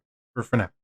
All right. We left off with the party led by Stitch entering into the high-rise apartment to the Thetris family, where the Hag Coven had allegedly taken refuge in. Entering into a room that was once a bathroom, but now looks like a sterilized surgical room. And we left off as Core had sent a piton flying through the air and paused as it was hovering precariously before reaching anything physically. Can I just like say before we get going that this is a 20 by 20 bathroom, and I take like great issue with that on a character level. Like, why? Why do you need so much space? Rich people. Rich people. For the Hashtag like the rich people.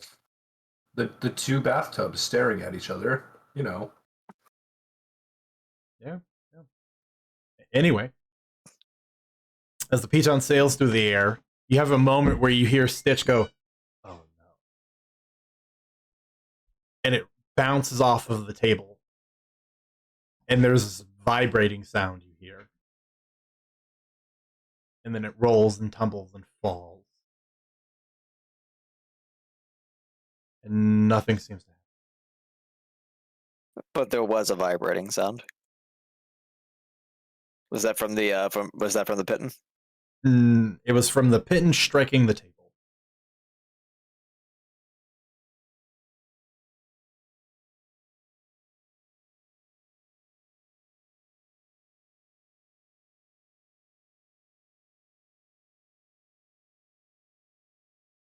Oh, well, that could have gone a lot worse. You realize setting up the trap would have probably blown it out of the doorway towards us, right? Has anyone told you that, you know,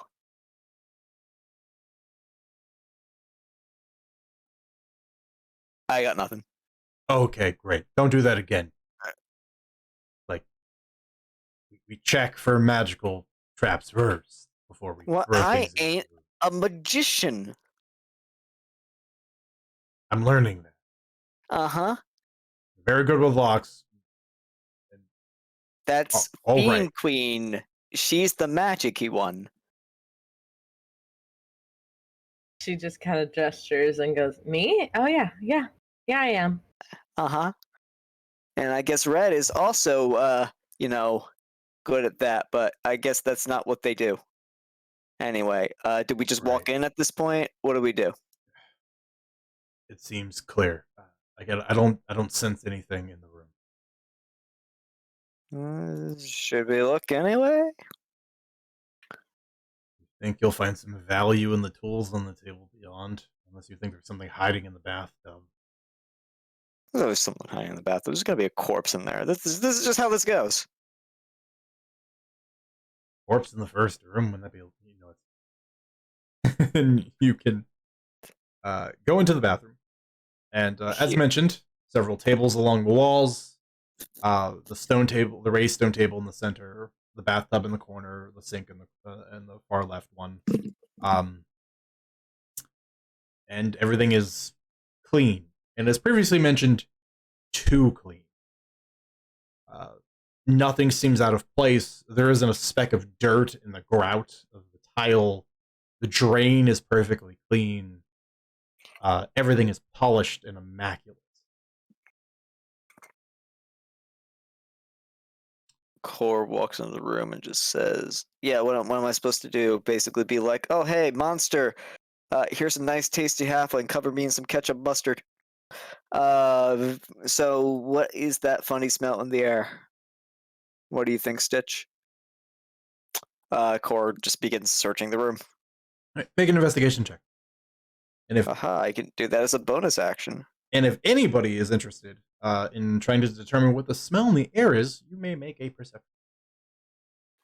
I'll take a hand at that.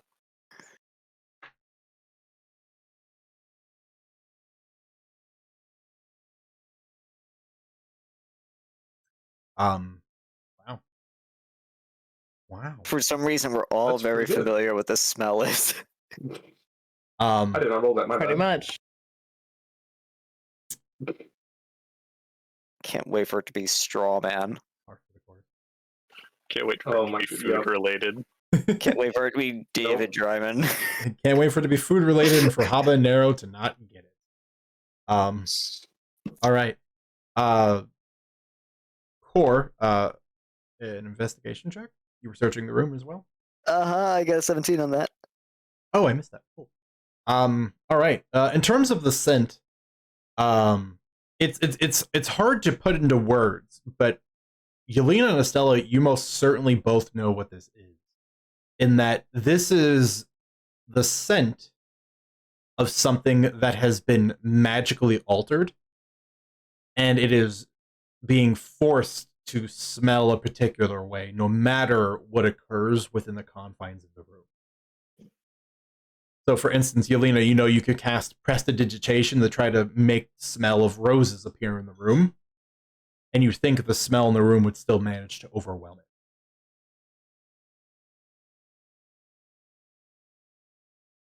What smell is it specifically? That's the hard one to describe. Imagine we're gonna use a real world reference. Imagine walking into a doctor's office, mixing it with a bunch of cleaning chemicals, and then a little bit of lavender potpourri. So just incredibly sterile with your grandma's house as an afterthought. Yeah, kind of with like a bit of a caustic, like slightly too strong chemical scent. Like Yeah. it almost burns your nostrils a little, but at the same time you're like, well, the lavender is nice, and then you're like, oh, but hang on, like it almost makes your head dizzy. I can't believe that they decided to just spray this with like magical Febreze. I see. Magic can do a lot of things. They just have a Febreze bottle lying in the corner of this otherwise empty room. Yelena's gonna test that theory, see just how fast acting this magic is. She'll prestidigitate the smell of like a really strong smell of roses above. You manage to catch the scent for a brief moment, and then it is overwhelmed.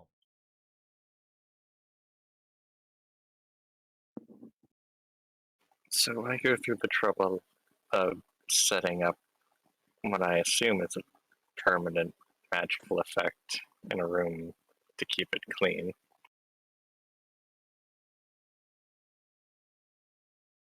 Presumably to not attract attention. Yeah, usually when you cut something open, I don't know what these tools are. I'm just gonna assume the worst case scenario because they're, awful, evil things. Yeah, sorry. I glossed over your 17 investigation check. Sure. Core. Other than everything I've already mentioned about the room being very clean, sterile, the objects aforementioned, the one table that has any specific items on it, what I've referred to as surgical instruments, which again you're not overly familiar with. You've never really been in a proper surgical environment. Series of small, incredibly sharp knives, clamps, scissors, a couple of odd, like twisted, hooked instruments as well, and then a couple of things that branch off into. Well, hang on, that was a very poor choice of words. Because there are a couple of thin, polished wooden sticks that have a couple of runes, which you're not capable of reading or understanding their purpose, but they look very similar to the ones that you've seen on the interior linings of the strawmen that you guys have defeated. Core's not going to touch the sticks, but he's going to say, okay, I figured out what this room is. This is where the magic happens. Poor choice of words, I think. Uh-huh. Well, those freaks that we've been dealing with, the ones that are stitched together from, everybody, this is probably where they get made. These sticks, they're familiar. So, I don't see anything.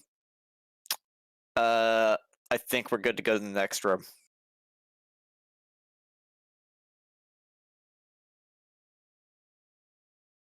I'm fine with moving on if you didn't find anything hidden away. Core looks at the ceiling. The ceiling is- drops down. The ceiling is barren except for above the stone table. There's a roughly 2 by 2 foot square with an obvious rune etched into it. Huh. Okay. That's how Core just... they. Go Oh, ahead. sorry. I was gonna say, you think that's how the smell's maintained?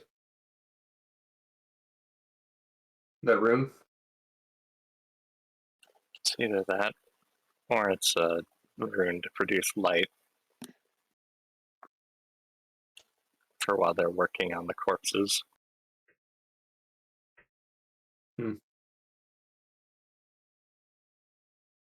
Core will walk out of the room and wait in front of the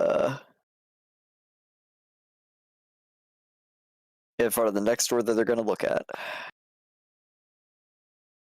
There are 3 more doors in the hallway. The first door on the right, and then the following 2 doors down the hall on the left and right. Whatever's closest, whatever's the next closest door. Yeah, across the hall. Okay. All right, Red. You ready? I'll keep an eye out. Okay. Check the door.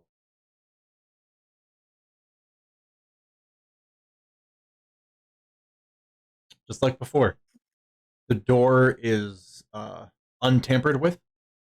There is a lock, but it is not currently engaged.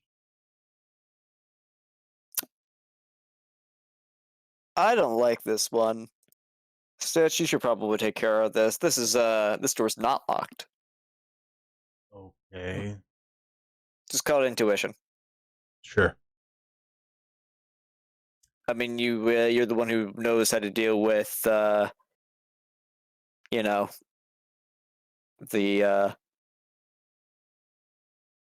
the stuff. Mhm. He'll take a sword and press the tip of it against the door. Then you'll see as he scratches it down the length of it. And there is a moment where you'll watch an invisible ripple of magic kind of wash over, kind of like watching a thin layer of water move across its surface and then break. And then there will be a rune on the door that you watch sort of flare to life briefly and then fizzle and fade. Good call. Yeah, the lock wasn't locked, and the other lock was. As much as I want to, berate these things, they're probably not stupid when it comes to their, their actual home. So, that being said, that doesn't mean that there's a trap inside waiting for us. What was that thing anyway? What would it have done? Exploded. Of course it did. Mhm. Why wouldn't it? Why wouldn't it explode? It was a glyph of warding. Usually they tend to just explode. But they could have contained another type of spell in there, of which I don't know what it was, because it is now dispelled. Alright. Well, in case it's still trapped, everyone off to the sides of the door. And Stitch puts his hand on the handle and waits for everyone to clear. And then just like before, he'll slowly turn the latch and you'll slowly begin to creak it open and you'll look through the slit. Corey, are you in the same position as before? Yeah, I can occupy the same space as him, so Yeah. So make a perception check. yeah, let's do it. 2 modifier. Oh, we did it. That's not bad. It's actually Not better bad. than before. When the door creaks open, Core, the first thing that you immediately take notice of is the cold air that bellows out of the room. It is chilling in comparison to even outside. And as the light from the hallway begins to spill into the room, you immediately begin to see these large white stone rectangles stacked on top of one another on the walls. And then eventually, as the door continues to open to reveal the entirety of the room, nobody or anything within, you see these stone rectangles stacked 4 high, 2 long on both sides of the room, left and right, for a total of 16.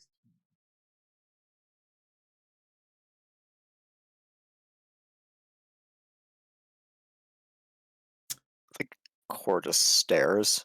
Confusion.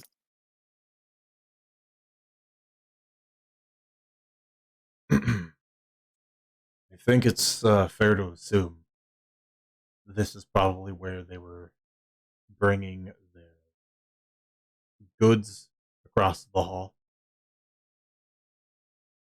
for the strawmen.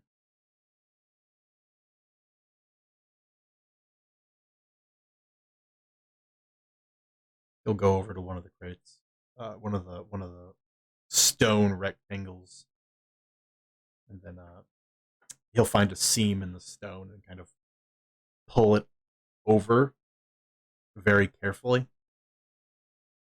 and then he'll sort of lower it to the ground with a bit of effort, and then he'll just peer inside, and you can see it's the lowest one to the ground. You can see inside there's a body, a person just lying there with their arms crossed on their chest.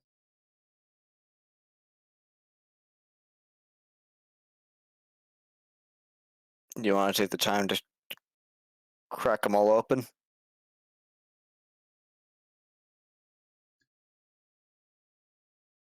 I think that's something we save for the end. All right. I don't think any of these will be rising up from the dead anytime soon. I'd like to be optimistic that, well, I mean, if they're in here, they're probably dead. He reaches in and checks the one in the coffin. does the usual. He checks for a pulse, but then he will also proceed and do a couple of other checks that are a little unusual. And when he comes back, he just sort of nods. Well, this one's dead at least.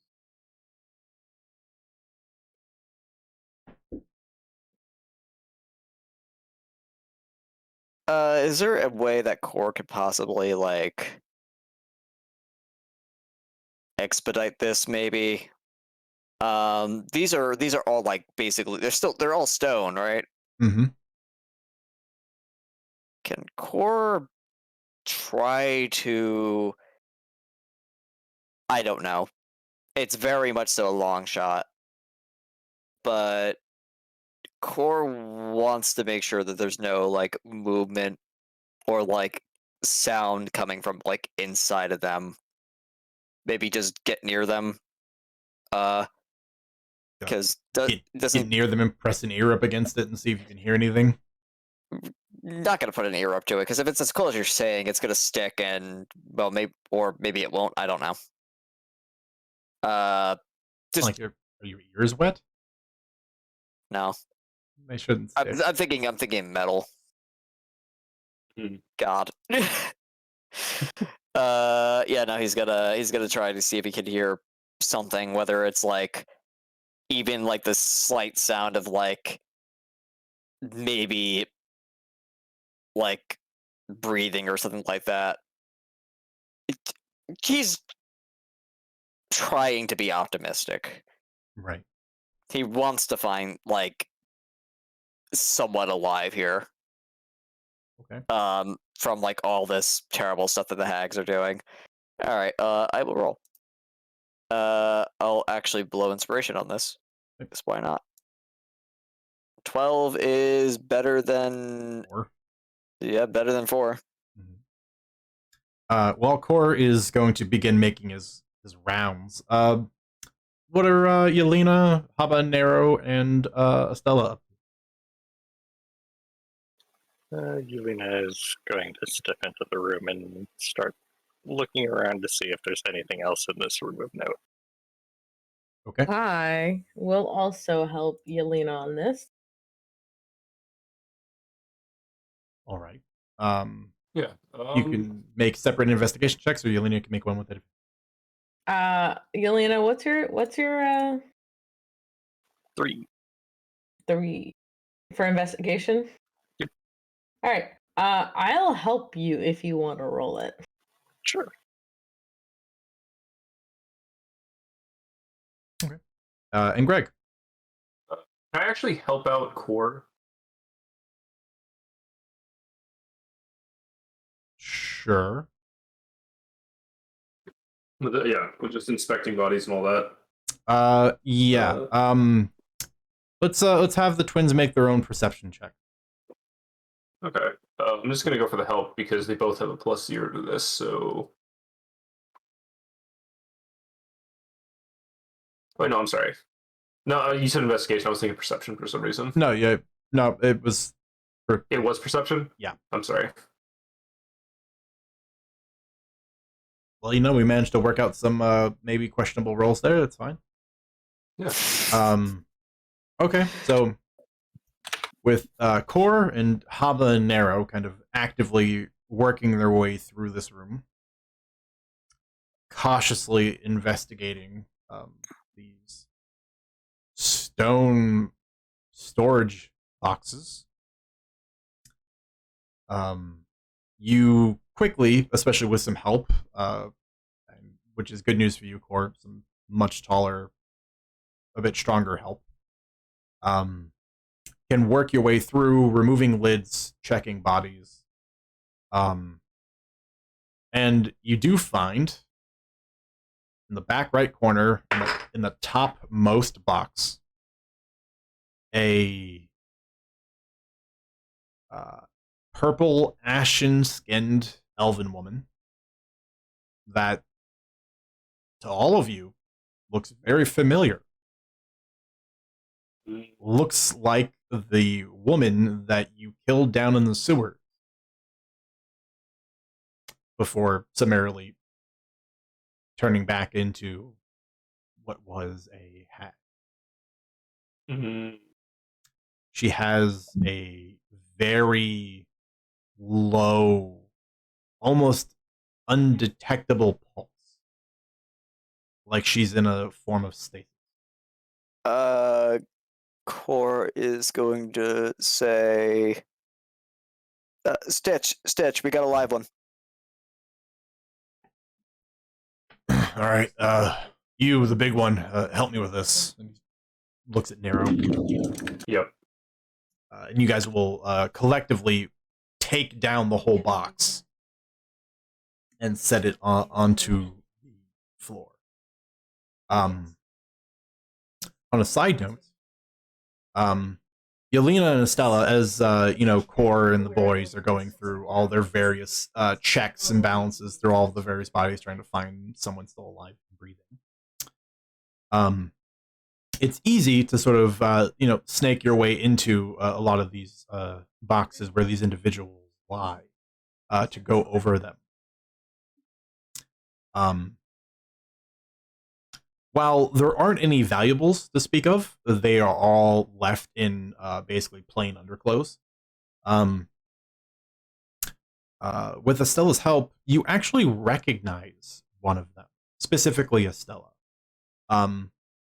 And this is due to the fact that one of your close friends is a peacekeeper. And you know this individual is a peacekeeper that was under him. Oh, okay.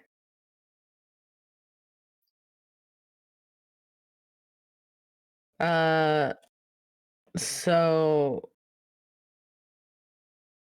she just kind of looks and goes, "Wait, he looks familiar." And yeah, who is it?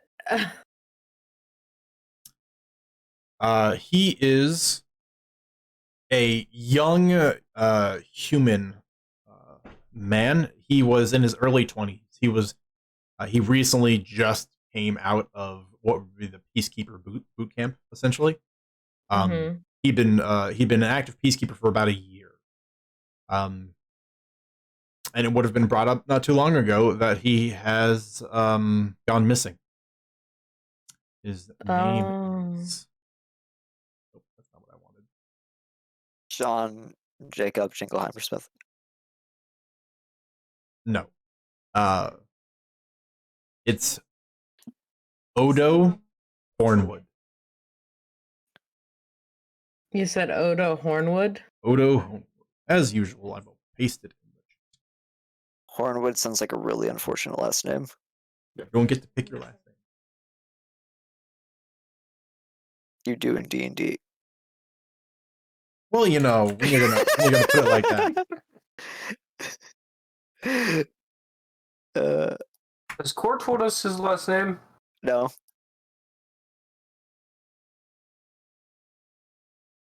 He hasn't picked it. I'm a walking hypocrite. That's a secret. Yeah, look. He never picks his last name. You go for the first name because that's what it's going to be the stinger, what everybody remembers. No one's usually going to ask for a last name. Everyone knows that the first character that you use in a D&D community becomes your name forever. That's actually very true. Anyway. Yeah. You recognize him. He was a bright-eyed new peacekeeper in his early 20s. Nice kid. Very helpful, as expected of a lot of peacekeepers. You met him a handful of times. Oh, that's really sad. Well, She just kind of says, "Yeah, I know this kid." we'll be sure that all of these bodies get put where they belong, and the families are left. At least they'll get some closure.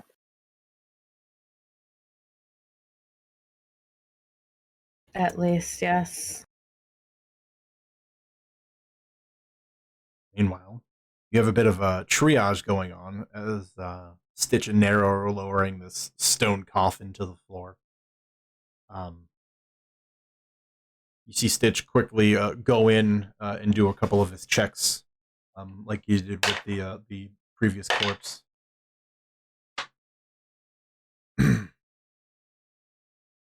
All right, well, she's still breathing. It seems she's under the effects of some sort of curse, which fortunately seems to have preserved her life. Nero, help me pull her out. And lift the body out and lie her onto the floor. She is deathly cold. The skin, for her skin color, is quite pale and ashen. But you can see her eyes are rapidly moving underneath her eyelids, like she's in a state of dreaming.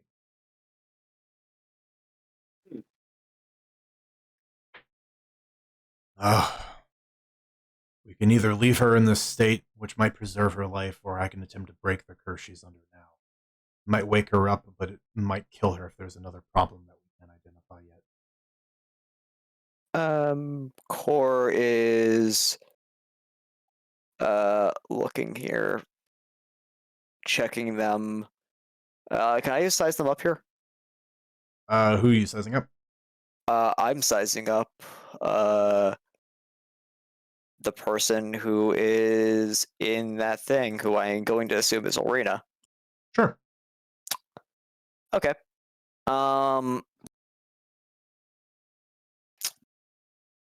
We're gonna do maximum hit points, but then we're gonna do Constitution score.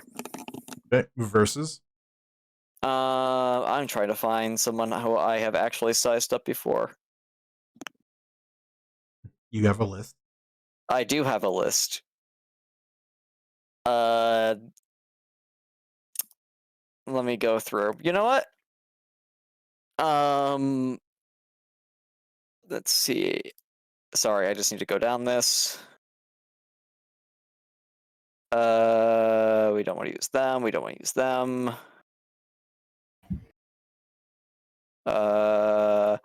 Cool. Constitution score comparable to Georgie, who is that gangly and bony homeless man. What a odd comparison to reach out for. Superior. Maximum hit points. Still the Georgie? Yes. Superior. Okay. That's very telling of what their state is. Better than an emaciated homeless man? Hey, look! There's a meta level to this too, okay? Mm-hmm. Clearly. Cora's going to say, you mind if I try something? I'm gonna have to ask that you tell me what it is first. It's part of this necklace.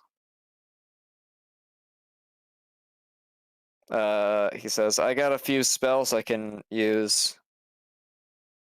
One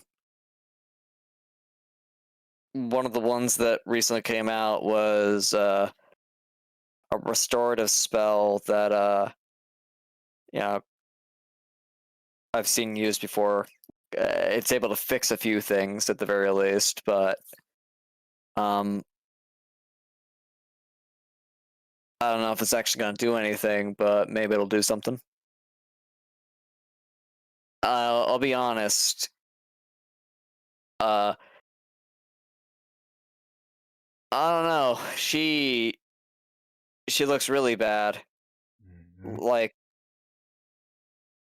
there was a guy that we came across in one of the impoverished districts, and the guy didn't look all together.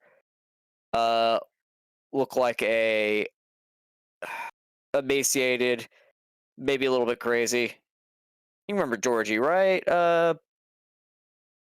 Nero? Yeah, he was the really crazy old guy.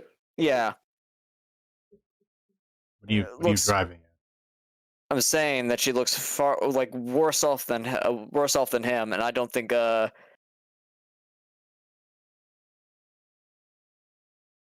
I no just shadow don't break. like those odds whatsoever. But also I don't know like what's going on with this here.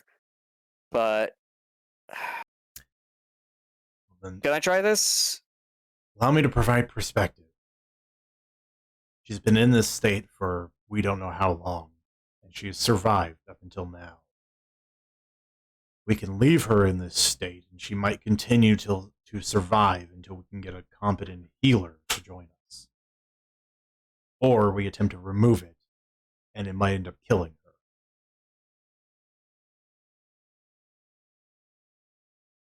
These are the options.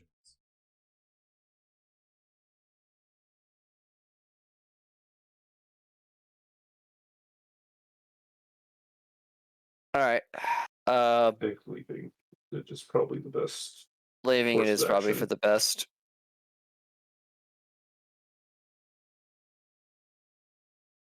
Fine. I just don't want to make a mistake. No. I think trying to save this person's life is the best choice. Put her back in the box. Leave her for now. Once we've cleared the rest of this floor, we will bring in a cleric, and hopefully they can help make sure she stays stable while I remove the curse. Should I send a message to one of the adjutants to get in contact with the healer and send them here? He looks at you. You're capable of that? Yes. Then yes. If you can, sending smiles or nobody. Tell them to send a healer here. And it's dire. If we don't do this, there might be consequences. I mean, I guess I've walked into that. It's not plural anymore, though. It's one consequence. Ah, Well, the consequences are, well, not only do they die, but I also get kicked out of the campaign for making too many puns. I've reached my allowance. Goodbye, guys. See ya. Corazon aneurysm dies, and moving on. Oh no. Okay. Sending. Who are you sending, and what is the message? She'll sending to Smiles because Smiles is a bit more approachable. Mm-hmm. We've found somebody alive within the lair.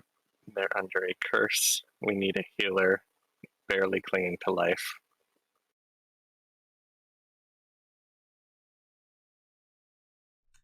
Okay.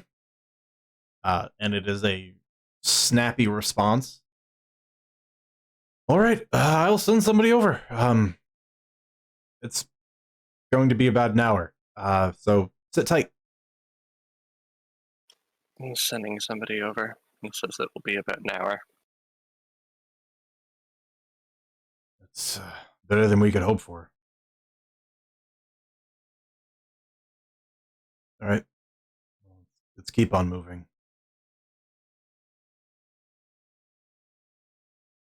All right, 2 more rooms. After she's been packaged back up into her coffin, you go to the next 2 doors, left or right. Eeny, meeny, miny. This one. Corp goes to the right door. Okay. At this particular juncture, due to the numerous locks you've picked in the building, it is a very easy matter of observing the door, seeing that there are no physical traps, that the lock is present and locked, and you are capable of undoing it. Okay. Core just continues the systematic thing of, is the door trapped? Is the door locked? Yes, no. And if the door is unlocked, then we let Stitches take care of it. I think I called him the right name. I hope I did. Stitch. We let Stitch take care of it. And if it's locked, then Core will approach the door then. And I think that's just how we're gonna do it. Yep. The right door was locked. It is no longer. After a little bit of diligent lockpicking.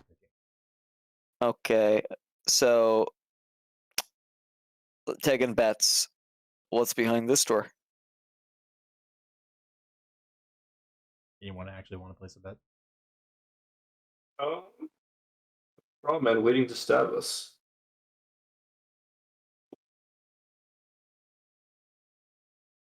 I'm gonna say bedroom.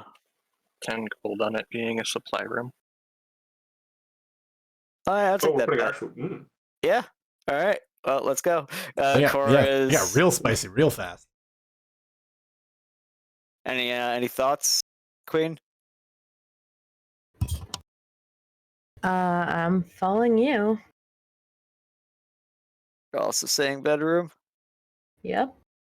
Okay. What about you, Stitch? Study. I was gonna say, we'll find your sense of humor behind this door, and then Cora just opens it slowly. And it explodes. And when you open the room, it is floor to ceiling shelves covered in boxes and jars and hanging sacks, dried herbs on strings. This room has got a myriad of smells, but undoubtedly a storage room. You know what this means? You owe me 10 gold. It means that you've been in on this the entire time. Well, who are you, and what have you done with Yelena? Yelena was the secret fifth hag. The secret fifth hag was Yelena the entire time, and they decided themselves for 50 gold. No, it means that there's a room over there for surgery. There's one over there with all the corpses. They need another one nearby with all the other supplies they would require. So you're an expert in hag architecture now, huh? No, that just makes sense. Why would you want to go too far to get anything else you need? Well, why do you need a 20-foot bathroom? They could have put the supply room right there. They didn't need to put this in another room. Anyway, I got your money. Cord just like reaches into his like it's going. I'm subtracting 10 gold. Everybody else better pony up. I've added the 10 gold from Core. 10 gold from everyone. Everyone is in this bet. Yeah, Stitch will give you. I said yeah. No. Stitch will give. Here's the thing. Stitch will give Yelena a platinum. Continue. Well, I was gonna say, at any point while we're investigating this room, if a straw man jumps out at us, I'm technically right. That's true. Like, So he's still holding out. I'm still holding out. Not your gold yet. I guess at that point, Cord just like looks at Nero and says, "All right, earn your gold. In you go." Okay. Yeah, let's have Nero investigate first. This can only go well. Yeah, Nero gets pushed into the room.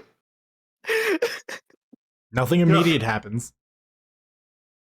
We found the hostages. Okay, time to clown around.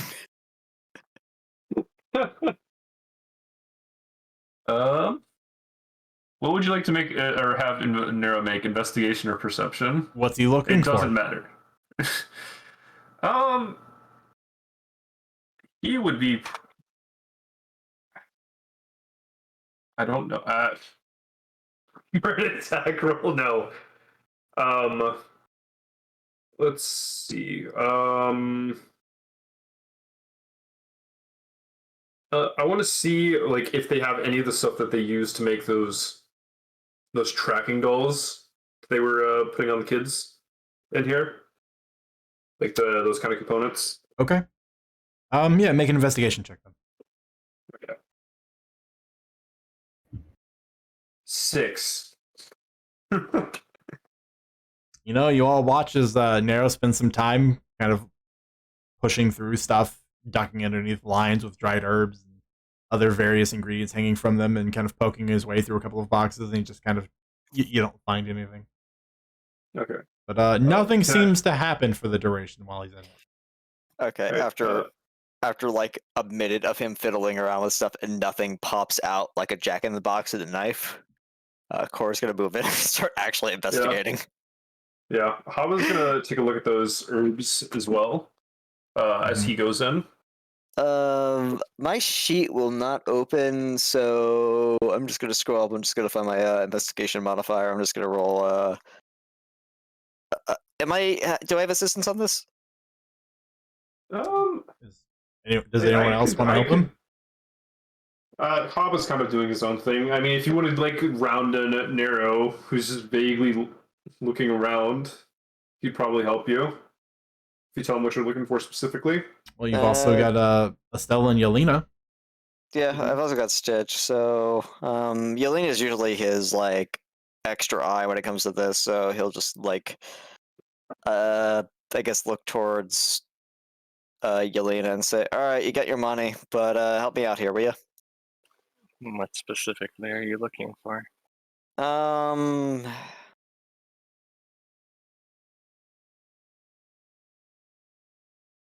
anything that seems dangerous or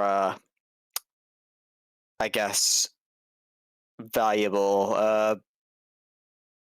You know, potions and the like, salves, oils, things like that.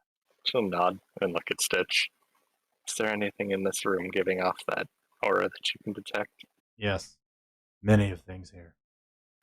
You may want to point them out before we touch them. I could do that, but I would spend a very long time doing that. How about To this? put it simply, the whole room is very dangerous. Why don't we save this for when, because there isn't a rush, right?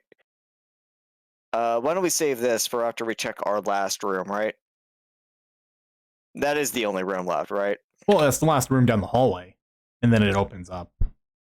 This is a Alright. whole floor of an upper building. This is the whole floor of a suite. It's a very big place. Okay. Core will say we could probably just save it then.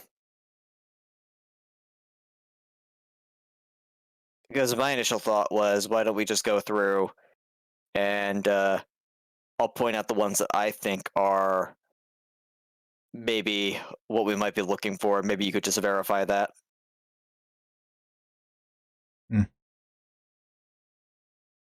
Fine. Let us continue our sweep, clear everything. All right. We'll And then just once mark there's no obvious dangers left, we can do all the review. Good idea. All right. Across the hall.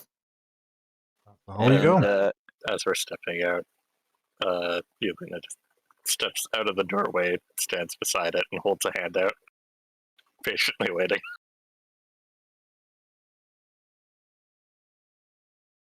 Core. Did I already give you the money? Yeah, you did. It's not for you, Cord. It's not all about you. We had to make sure there wasn't a straw man in the room. Narrow.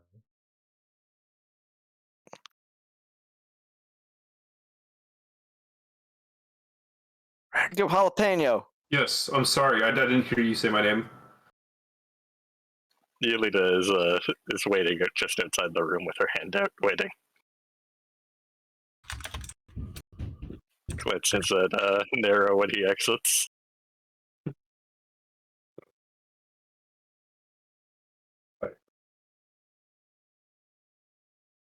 All right.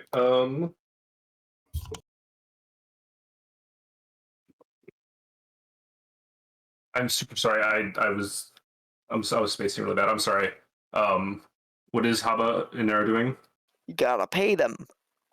Yeah, Yelena okay. is quietly requesting her. Oh, bet. yes.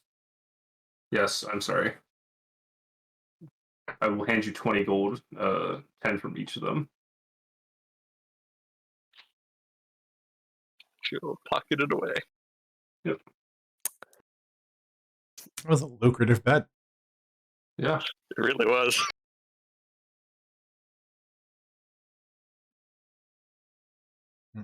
You crawl across the hall to the fourth door and final door in this hallway. Again, with the practiced manner in which you've observed all the previous doors, you find one, nothing untoward in terms of traps you can view. And two, there is a lock and it is currently engaged. Congratulations. Yeah. Who's the lucky other inanimate object? Cora's also gonna make sure that that closet door is also closed. Before anything else, on the off chance of cartoonish explosion into a door, into a supply closet, into the supply closet also exploding. Yeah, you're right, that's very cartoonish, but fair. I mean, that's my luck. All It is. right, well, we will check clear this door.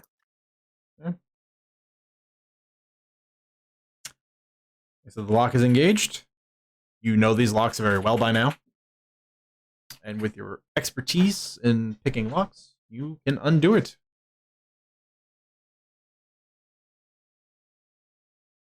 When you breach the seal of the door, immediately, all of you smell an unfortunate and familiar, sickly, sweet scent of decay.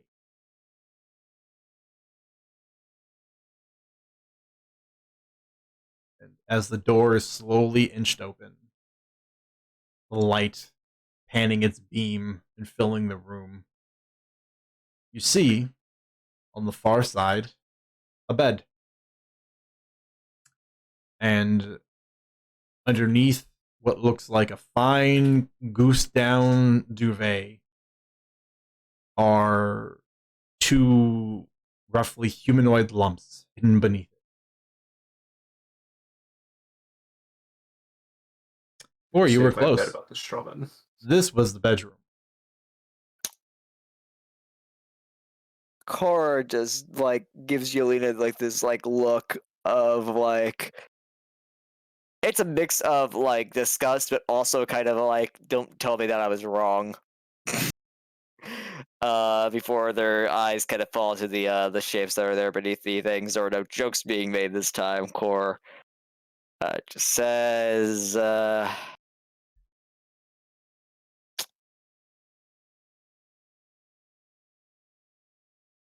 we gotta confirm it.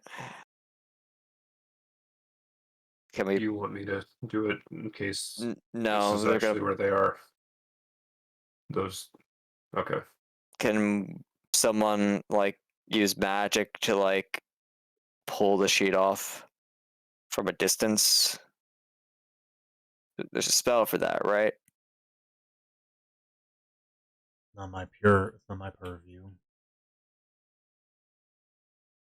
It's Yelena, Stella. not one in my repertoire. I don't have anything that could possibly help with it. All right. Well, I'm not taking any chances on this. Core's gotta plug his ears. Okay. With earplugs. And then he's going to approach, and he's just gonna say, maybe a little bit too loudly, try to keep his voice down. If they're those freaks, you're gonna want to not hear them. Try and plug our ears. Yeah, I have my earpods in. He doesn't see the strawman drop from the ceiling behind him. Well, Core would check the ceiling, but knowing his luck, they would just drop down as he's checking the ceiling. That's how that goes.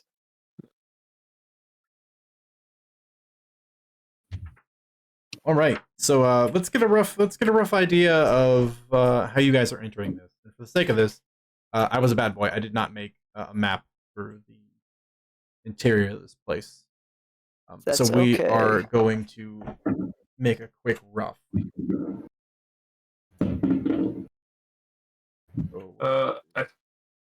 Nero's pretty close to the doorway, because he assumed he was going to be the one forced to investigate potential life-threatening things. Yelena's made her way about to the foot of the bed, glancing around the room. We'll make this. Oh, you've already entered the room then. Okay. Length is real quick. Ugh.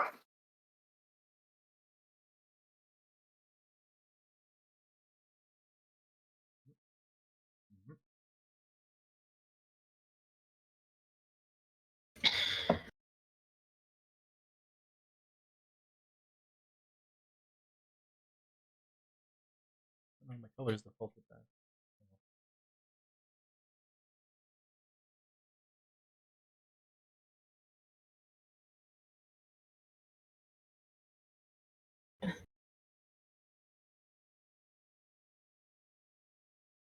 Also, I'm making sure this was the storage room.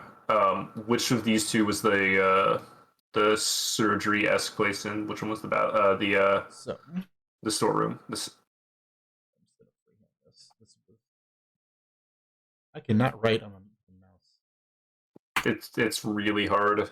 It's also I have a weird thing where the way my mouse sits, the wire pulls in one direction, so it makes it really hard to type. I should really just keep my tablet on. Especially hard for me because I'm a left-handed person, but trying to one draw with a mouse, but also draw with a mouse right-handed is just Okay. oof. There's some rough shot labels. Okay. And after each room, you have gone and Excuse me. closed all the doors behind you. So,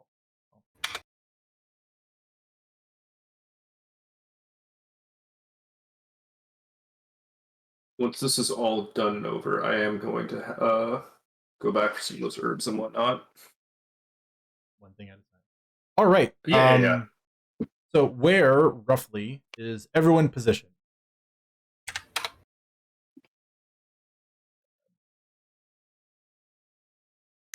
I think right here.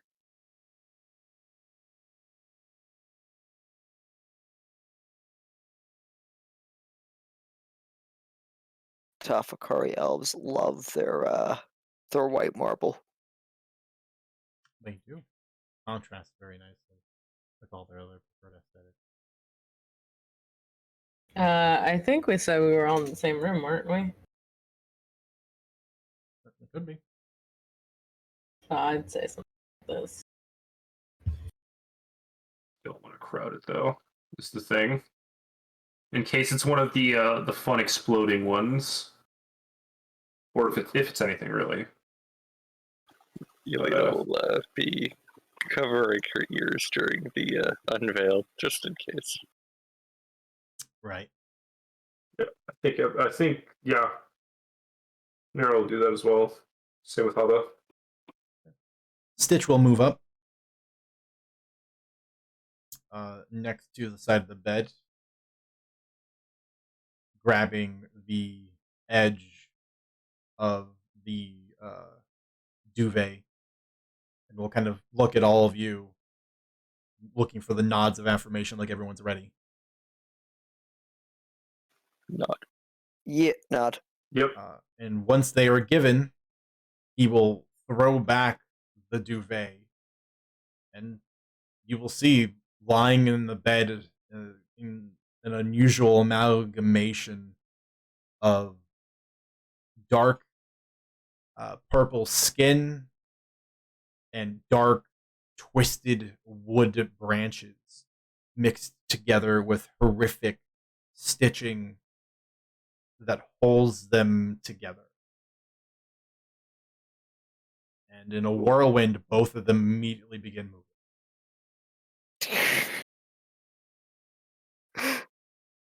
Uh, Uh-oh. calls it house I sees it. Uh-oh. Uh-oh. Habanero were close, You- but they just got the wrong room. That's what I was... We did get the wrong room. Yelena Both would have would had to made some pay money out on to that. both of you. Yeah. Once again, like, I think it's this look of, like, they spring to life, but Carr also shoots Yelena, has time just enough to shoot Yelena a dirty glare. Thanks for switching the rooms around, by the way, Dyer. Yeah. I'll send you that $5 over PayPal. Thank you. That's a subscription. We also just set a weird precedent that we know exactly how much gold to real world money is worth. I'm gonna have to refresh the room. Give me a second. I can't open my character sheet, so I can't roll initiative, which is a Yeah. problem. That's been happening a little bit lately. It's not as Also, bad as my rolls. I didn't Not as bad notice as- this, but I appreciate the fact that Greg, you changed your name to Spicy Boys. I saw that Yeah. too. Yeah, I saw that earlier. And it's like, how long has it been for a few sessions? Is that new? It's No, that- always been... That was No, this today. is session. Yeah. I was about to say, there's no way it's always been. With my observational skills, it was possible. Okay, let me just click my token.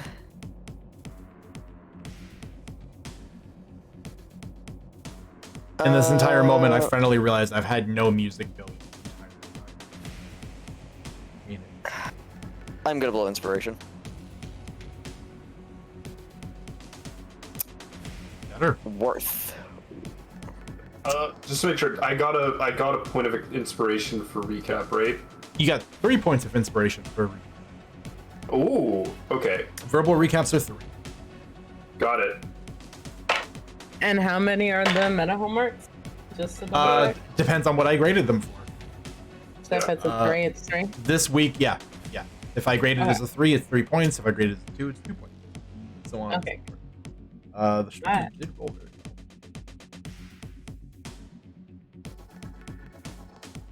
Yeah, this is also why I was like, yeah, no, 15 would normally be okay, but that's not gonna cut it. Yeah. I want to save it. Okay.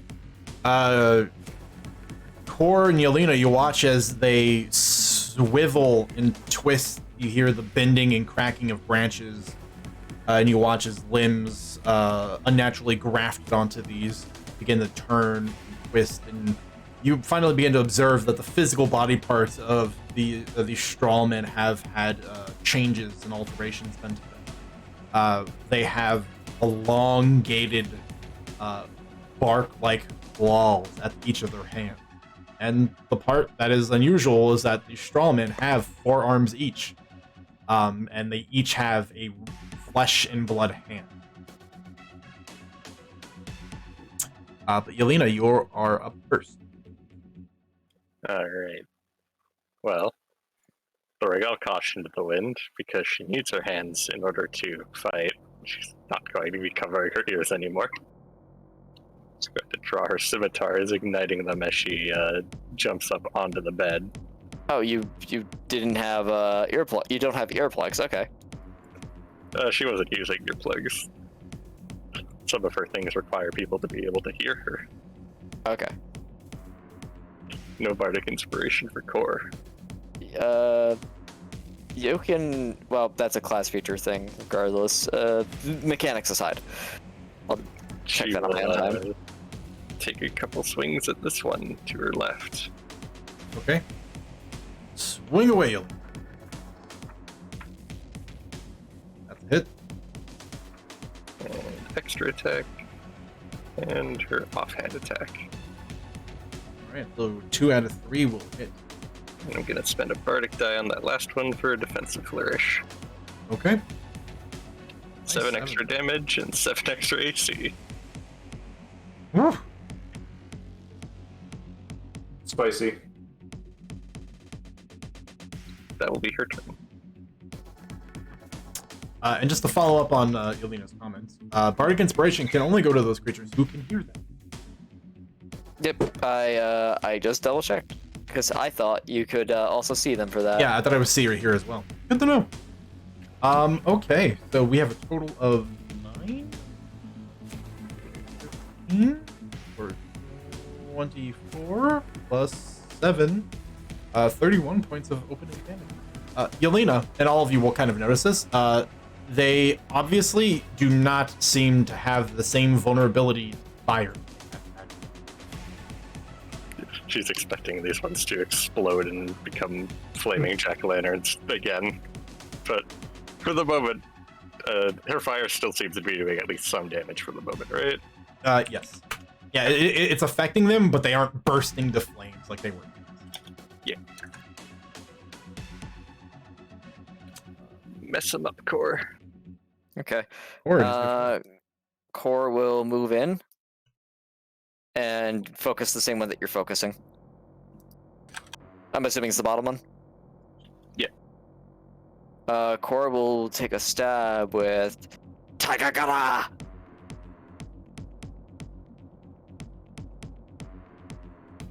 I will actually blow inspiration on that. Okay. Roll again. Oh, A hit. 10 piercing. And then Core will use his Rakish Audacity to back away.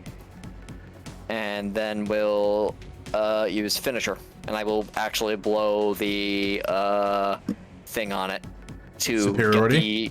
get the superiority in order to increase the critical hit range on it, and also to make sure that I hit on anything, even if it's just not one. The chroma cloth has not been changed since the last time. I didn't change it last time, so it's still lightning. Speaking of forgetting to change things from last time, it would have been 2 less damage, Dire. I just realized that I never took off the magic bonus from the magic weapon spell. Ah, okay. Also, Dire, Yes. so that we don't forget about last time, strawmen usually have a hit recoil thing on them.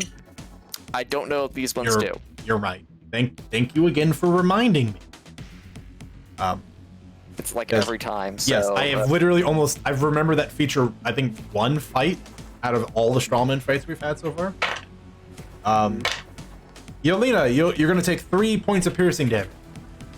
no need to give me inspiration. Hurting Elena is its own reward. You're all right. Sure. Cora, I'm take kidding. 3 points of give me- piercing damage. Uh, That's your reward. 3 piercing damage. I did it. But no, you can have a point of inspiration. Thank you for reminding me. Okay. And you know what, Yelena, you still have you have 3 inspiration right now? Yeah, I still have 3 right now. Okay, then never mind. I would have given you a point for remembering the magic weapon thing, but and reminding me. But you're Yeah, I looked over, like, +9 seems a bit high for me. I don't have magic weapons. Oh, right. Okay. Here's the Yeah. attack roll with the sling. I do not have advantage on this, but what I will do is I will blow inspiration here in order to crit fish. Sure. Unfortunate. All right. So this is gonna be a D4. I'm gonna roll the sneak attack on this. I'm just also gonna randomly roll this so that I, have all the damage. That's gonna be 18 points of lightning. Okay. And the crackling sling bullet strikes true. But again, these creatures seem to be what look like a culmination of all of their work so far. And they seem to not be as concerned about a lot of this elemental damage you guys are getting. Okay. Core will take a step back and will, I guess, make sure that they don't get out of the room if he can help it. All right, that's gonna be his turn.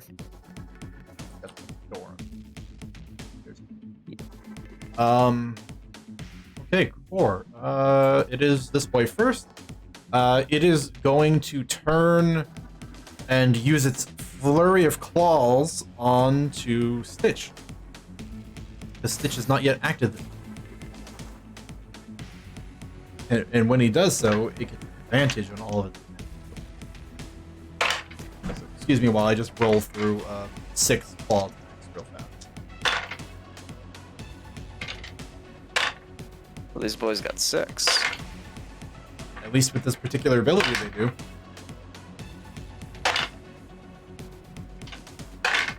That's spooky. Okay, all of them hit, and one was a crit. Oof.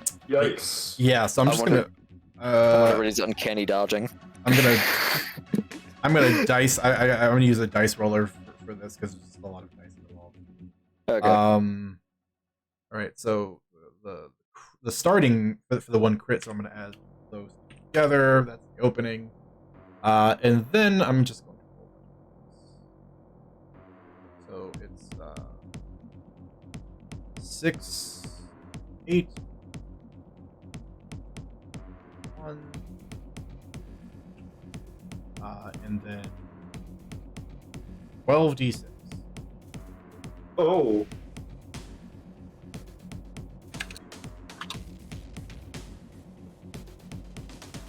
Oof. And in much to the ability's name,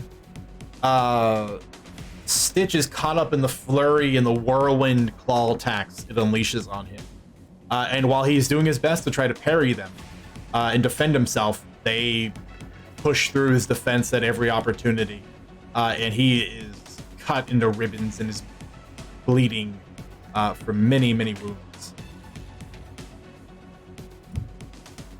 Oof. Did he get down for that? Or is No. he still... He's still standing. Okay. Okay, he's Alright, that's the important thing. Yep. The second straw man is going to also pick on someone who's not yet acted in the initiative, and is going to go to you, Estella. And it's going to have an unfortunate repeat of what it just did to Stitch. It's going to use its flurry of claws. And it's going to make 6 claw attacks at advantage.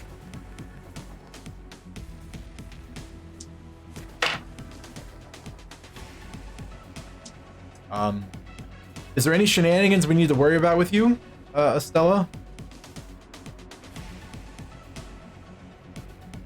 I think Estella has the use of the shield spell. If Sam is not there, because Sam might have baby. Sorry, I didn't realize I was. Yes, I have shield. That's Okay. about the only shenanigan that you need to worry Yeah, about. so you are the first attack is most certainly going to hit you. You just want to use it now and hope it increases your odds down the line? Yeah. It does not change the effect of the first hit. It'll still hit. Okay.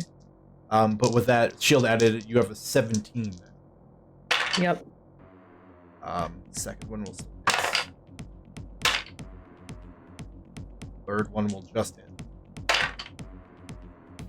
Fourth one was double 19, so that hurts. The fifth one will actually miss. That's not comforting at all. Okay, so I mean, out of those 6, 1 missed, Oh, and it, no, that's and not it was thanks to comforting the at and it all. was thanks to the shield.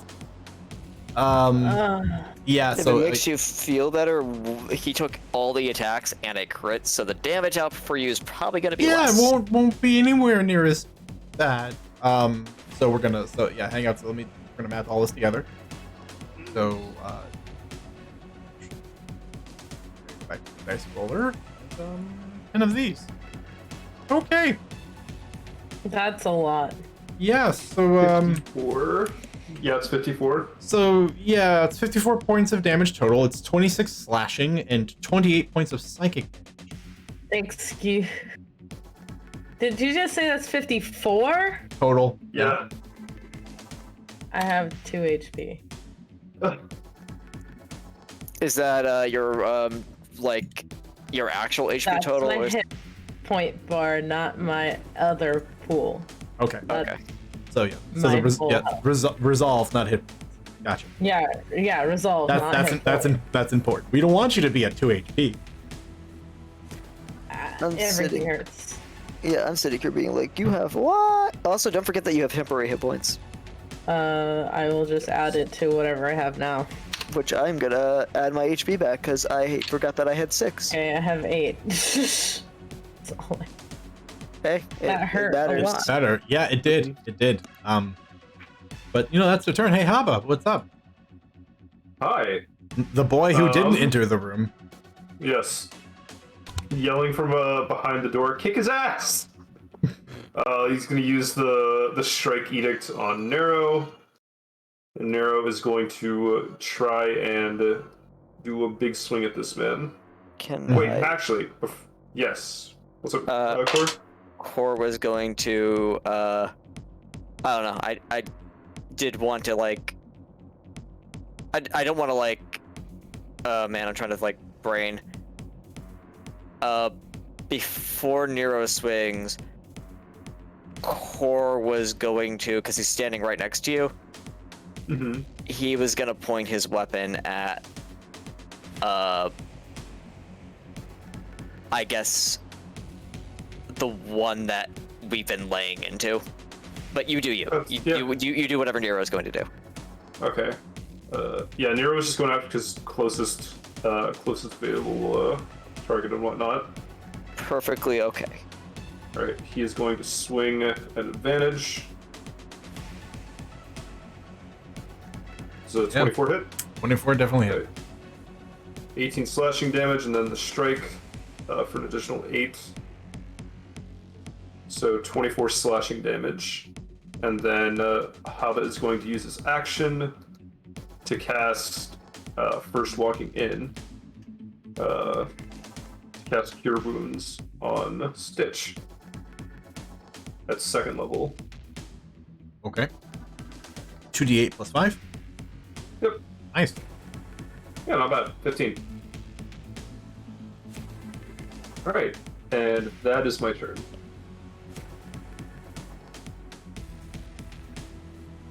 Stella, you've been maimed. I've been completely destroyed.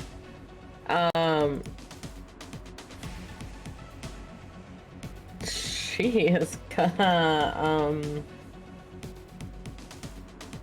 I think she's going to Misty Step away from all this. Reasonable reaction.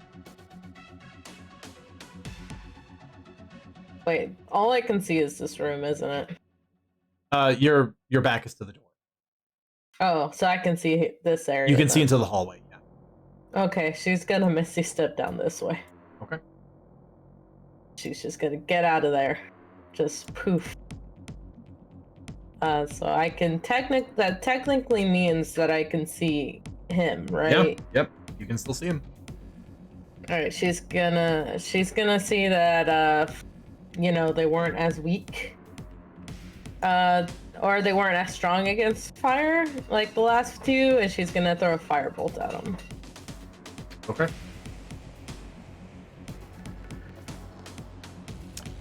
It bats the firebolt away with one of its hands. Okay. 15 will miss. That's fine. That's her turn. Okay. And yeah. She's far enough. Yeah, that's her turn. Stitch will brandish his longsword and attack the one that Yelena and Core have been focusing on. He will swing twice. The first one will hit. He's going to activate the sword's ability and attempt to spell magic and succeed. You'll watch as the straw man crumples onto the bed. Wait, could we have been doing this entire time? Maybe you could have. I don't have it. I don't have this spell, but just... The effect will only be temporary. You still need to dismantle it. And he's going to rush on over to this one. He will miss on this one, however. It will defend itself with multiple hands and claws and deflect the blade strike. This one, for its purposes, is incapacitated. AKA, it's really easy to mess up. So, Yelena. Yelena will glance over and just say, "How temporary?" It'll about a minute. Okay. In that case, she's going to hop off the bed, make her way to block the door because Estella got really messed up there. Mm-hmm. And she is going to begin laying into this one.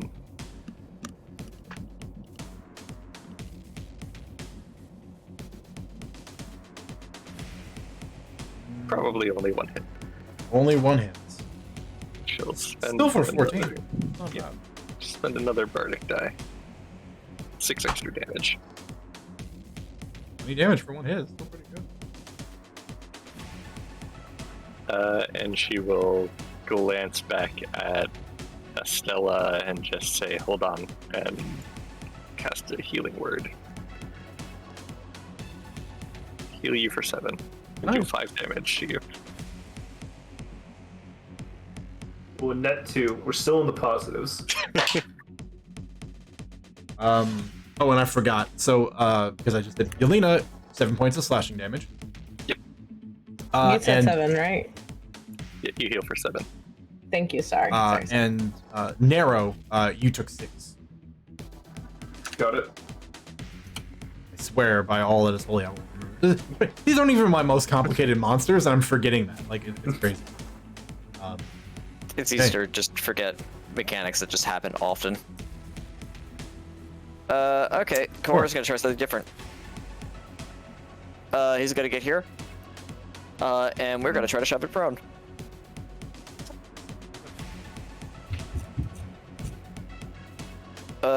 With his main hand.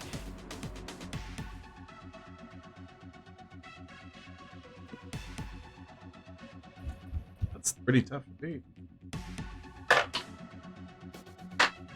It is not going to succeed. Yeah, Cor just gets on top of it and gets on top of the bed, and then just literally with like a little bit of a running leap, actually like jumps up and lands on its shoulders, and it just loses balance, and he just rides it all the way to the ground. Tumbling off at the end, landing on the bed. Yep. And then after that, Core is because I think we talked about this. Dropping the chroma cloth. Item interaction dagger. Am I allowed to attempt to grapple with my offhand? Like, is that something he can do with like a... The second attack?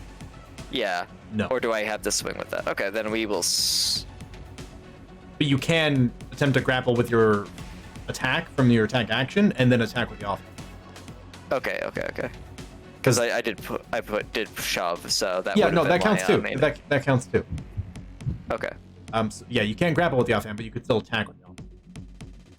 Okay. Shoving it prone is fine. Oh, you know what? I actually think that Core is just going to just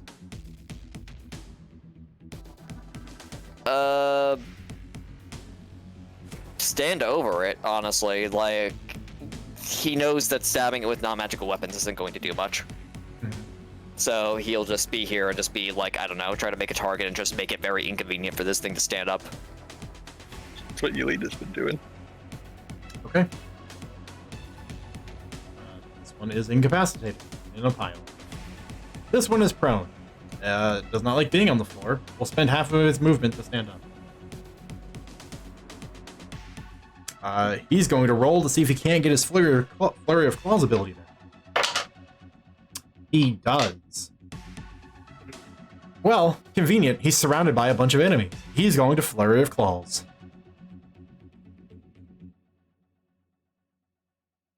The good news is, since he is no longer attacking people that have not yet acted in initiative order, he doesn't get an advantage. So it's not as deadly as it could be. He's just gonna sort of go around the room, Everybody gets a claw. Starting with narrow, which is a miss. Why did I start with narrow? Started with core, which is a miss. Going clockwise. Claw attack against Yelena is a hit. Isn't Yelena's AC 6 higher? That's important. 23 right now. It just. Darn. It's exactly a 20. It's exactly a 23. That's rough. It's going to hit narrow. Yep. And the last one will not hit Snitch. Hang on, we got 2 more. And we're just gonna keep going. So another one on core. That one will hit. Okay. And then going back to Yelena. A miss. So, the first, so 8 points of slashing damage to Yelena. 6 points of slashing damage to Nero. 9 points of slashing damage to Core. Alright, I'm gonna uncanny dodge. Okay. And reduce that to half. That'll cause me to take 4 points damage. I'll take 1 actual point of pain. Nice. Well, that's unfortunately all it's got. So we're gonna go back to Haba.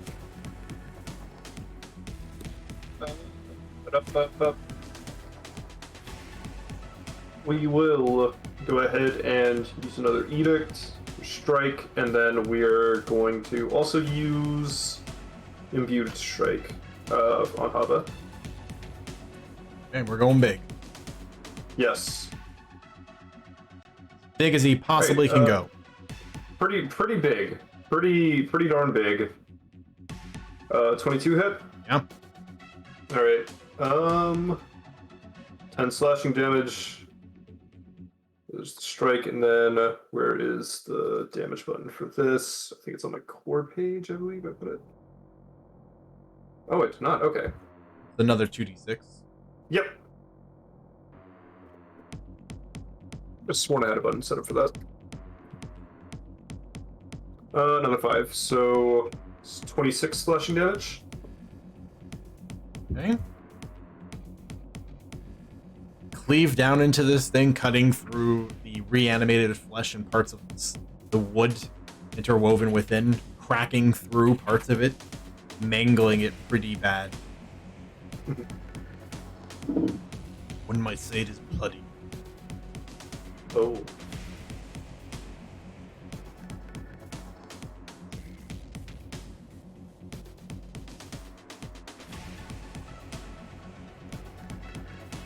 Is that it from the boys?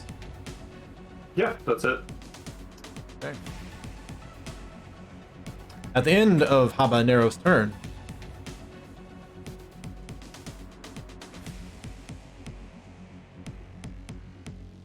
he gets another turn. Oh. Thank you. Wow. He's very upset. He is very upset.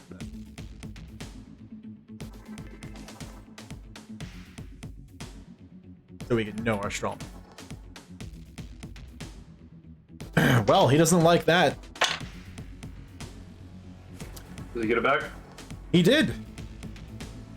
And now that he has been enraged, he is going to recklessly swing his claws all around, giving himself advantage on his attacks. And in a dervish of wicked wood and nail is going to attack all 4 of you again. But this time at advantage. First one's gonna hit core. Yelena's still at a whopping 23, so that's gonna miss. One for narrow, which that's going to hit. And hang on, I stopped myself. Oh. Narrow, take 11 points of piercing damage Oh, right. Yep. from the retribution of attacking the straw man. So we've got 1 attack against core, 1 attack against narrow, 1 attack against Stitch. We're back on the core. That one's also hit. And then the last one onto Yelena, which will just miss. Hang defensive on. force. I have a feature I think I want to use that I Yeah? haven't actually used yet. Okay. Oh. Is the feature. Tell me.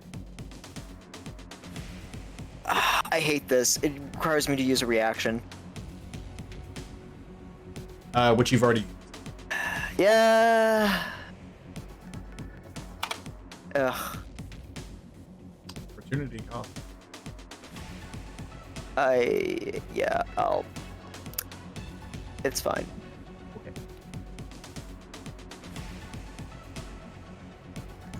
Case, I'm just gonna give you all of your damage up front. 7, 15, 17, 18 points of damage total. Mixture of slashing and psychic. Is that me? Yes, that's. Okay. And then for Narrow, 8 points of damage. Mixture of slashing and psychic. And Stitch will take.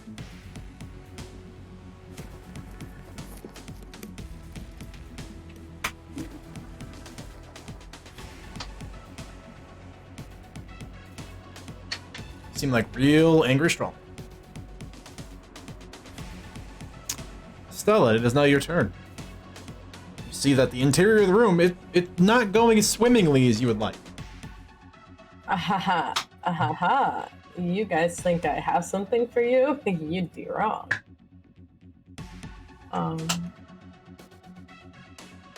No, like seriously, I'm sorry. Fireball the room. I mean, I could, if y'all want. This is indeed a. I don't think anyone wants that. This is indeed an option, is all I can say. Nah, you know what? I'm just gonna, cause I can see into the room, and I can probably see these two. You'd have to move up here to see. Oh right, I So forget. right This now is you the can door. only see. That's okay. I can just move up and get direct line of both of these guys. And I'm going to use. Let me make sure that I have that before I just decide. I do. Okay, I am gonna spend 1 sorcery point to twin a spell. Okay. I'm going to twin chromatic orb at 3rd level. Woo. So here's hoping. There is hoping. There's the first one. Yeah, 25 will definitely hit. It's gonna be for the guy right next to my man's core. Okay. And 3rd level. Not bad. Okay. And what is your damage choice? Fire, because I can bypass any resistance to it. So. Okay. And then here goes the second. That'll also hit. Awesome. And so level 3. There you go. And I'm sorry, guys, I don't have any healing spells. So that's the best I can do. You're Self-respecting okay. sorcerer does it. Come on. I know, Divine right? Soul. Oh no! Shush! Just go Divine Soul so you can just spam Guiding Bolt. Let's be real here. Let's be real. No, You just want the cleric damage spells. You don't want none of that healing. Oh. All right, the chromatic Yeah, that's orbs right. Yep. fly into the room, curving wildly through the air to strike their targets, burning both of them. The one that is surrounded by your allies is looking pretty rough. The one on the bed also in a similar state, just a little harder to tell because it's just not moving. Stitch, he's going to try to do the same thing. He's going to try to shut this boy down. Given how many people are involved, he has a decent linking bonus going on, so he doesn't hate that. Okay, first attack will hit. Let's see if the spell works. It does not. Attack on some damage. A respectable 12 points of slashing. And the second attack. Gotta map this one out. Nope, gonna miss.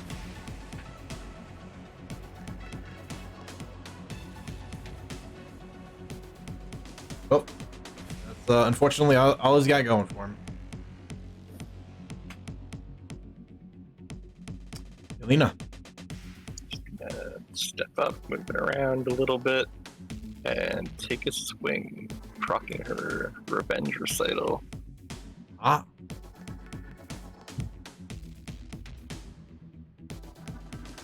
Nice. Yeah, definitely hit. Very solid. Extra attack, that'll miss, and offhand also miss, unfortunately.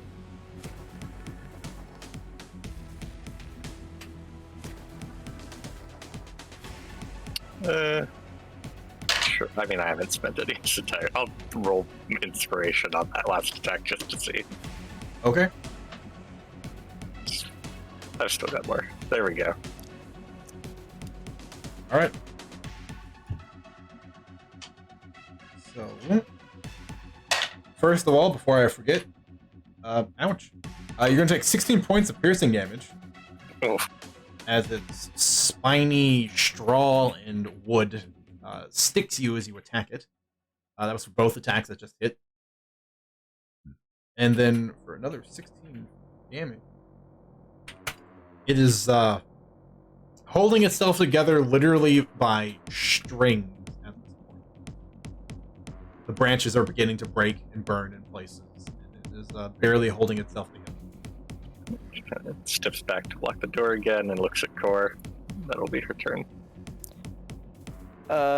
Core is going to say, looking at everyone and says, so these things got a history of exploding. So, you know, good luck. Good luck, everybody. Wow, that's a really good damage roll. Pretty good. That's a very good damage roll. Yeah. How would you like to finish off the straw man? Core just kind of sees a point in the back, braces himself for the incoming damage, and then just rams the weapon right through its back to its core. And rips out the component that keeps these things together. The branch with the runes that you strike, you hear it splinter, crack, and break. You just all of you can see the little pieces trickling and hitting the floor as it has fallen to pieces, and the straw man does the same and falls to the ground. Life.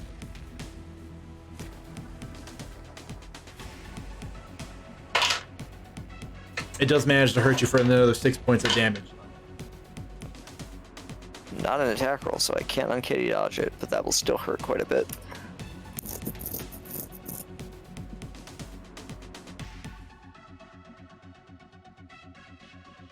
Anything else, Core?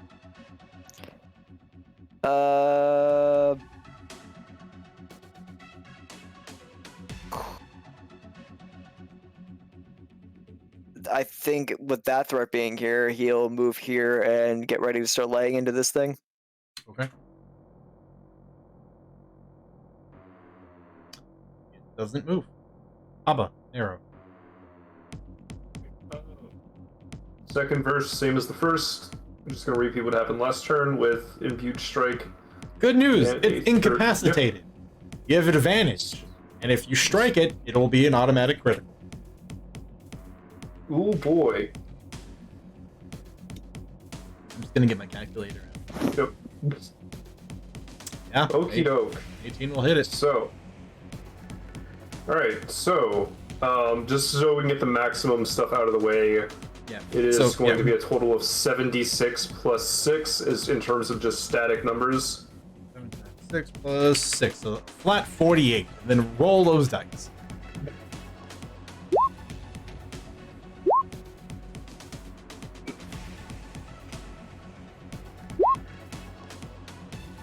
Oh, there's more. Damn. Yeah, there's more. There sorry. is more. Nope, he ruined it. Yep. I mean, good news, bad news. You know, we didn't get the Mhm. nice moment. But Yeah.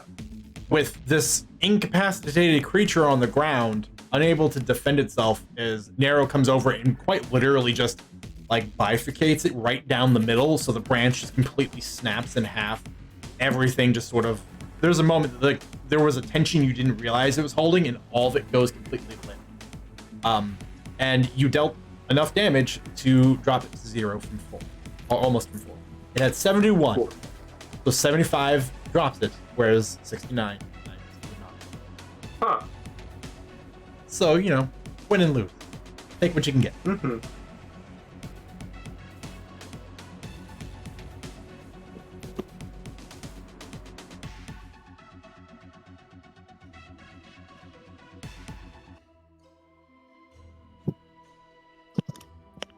And the Strawmen are vanquished.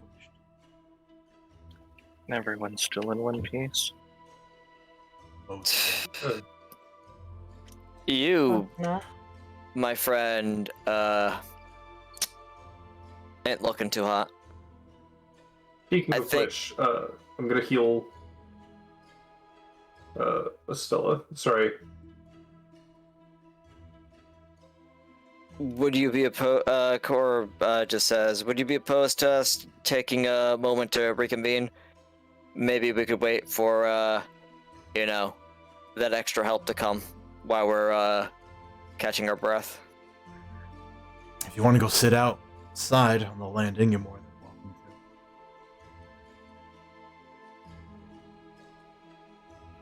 to. Well, a little less for me, a little more for you.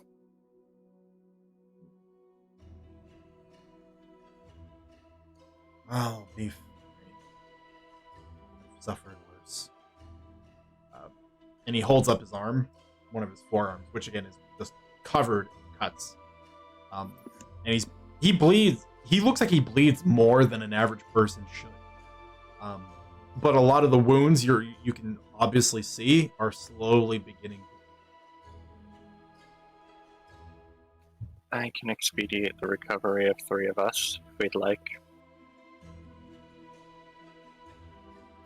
We'll be in a vulnerable state during it, so the others would have to watch over us.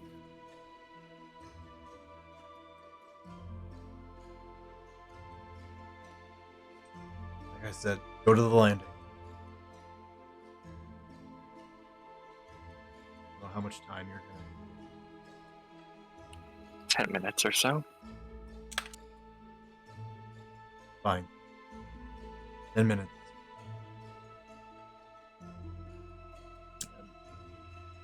All of you will go back out the front door,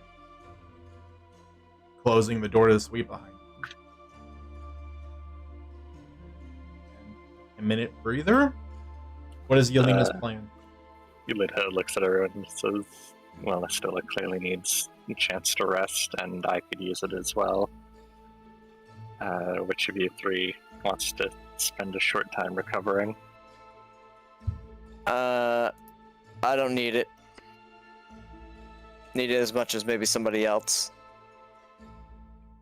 Though I will say, I don't know. Cord looks very beat up, but I mean, out of character. He's a rogue. He has no rest features.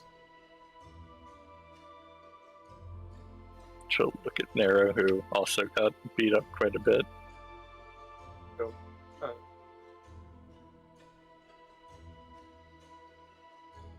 Worst case scenario. I mean, yeah, I'll take the help.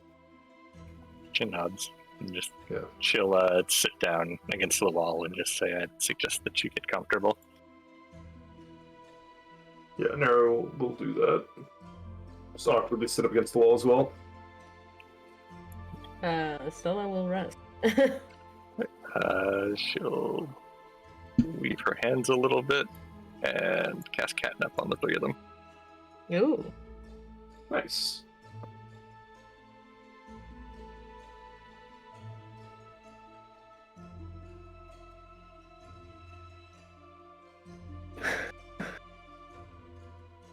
Okay.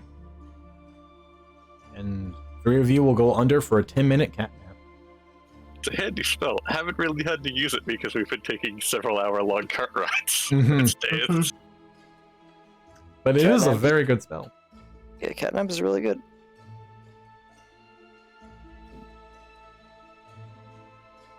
How many hit die do I want to spend? Okay, so I'll yeah. spend. The 3 of you get a short rest, so you may roll hit Yep. dice and recover any short rest features you have. I don't think sorcery points are they? No, they're a long rest. Yeah, that's what I figured. So I get to use hit points then. There is no reasonable way that Yelena can perform a song of rest during a cat nap, No. so I am not going to include that.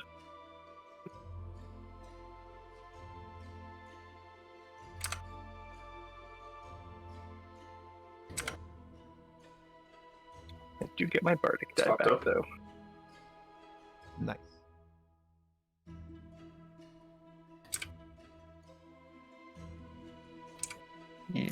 I was gonna suggest that maybe this is a natural stopping point.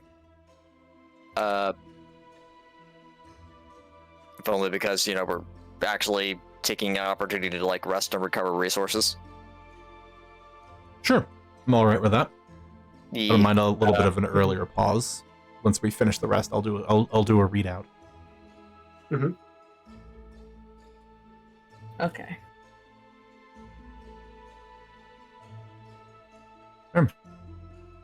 There was a lot of healing down here. Yes, I needed it bad. Okay. Is everyone tidied up on their short rest? Their cat nap? Yeah, of course, Good. the only one who doesn't get the benefits of it, so he's just gonna wait. Let everybody else do it. Yeah. You and Stitch are basically sitting there watching over them as they nap. Is it safe to say that he's able to get his own cure wounds off, Yes. like during the course of the 10 minutes? Yeah. I'll just roll religion to see how frustrating it is. Mhm. He's good. He gets it the first time. With wisdom as the modifier. Cool. Well, you know what? I don't know if it Every included little bit helps. the mod. Do you not have a wisdom mod? He has a wisdom mod. Okay, it doesn't look like it included it in that formula. Yeah, it Yeah. doesn't because I don't have a class specified. Yeah. It's okay. I included it. He's it's a +2. I'm just like Yeah. laymaning it being a berryman roll. You can put a specific tie to it on if you open up You the spell. can. It doesn't have to just be tied to your class.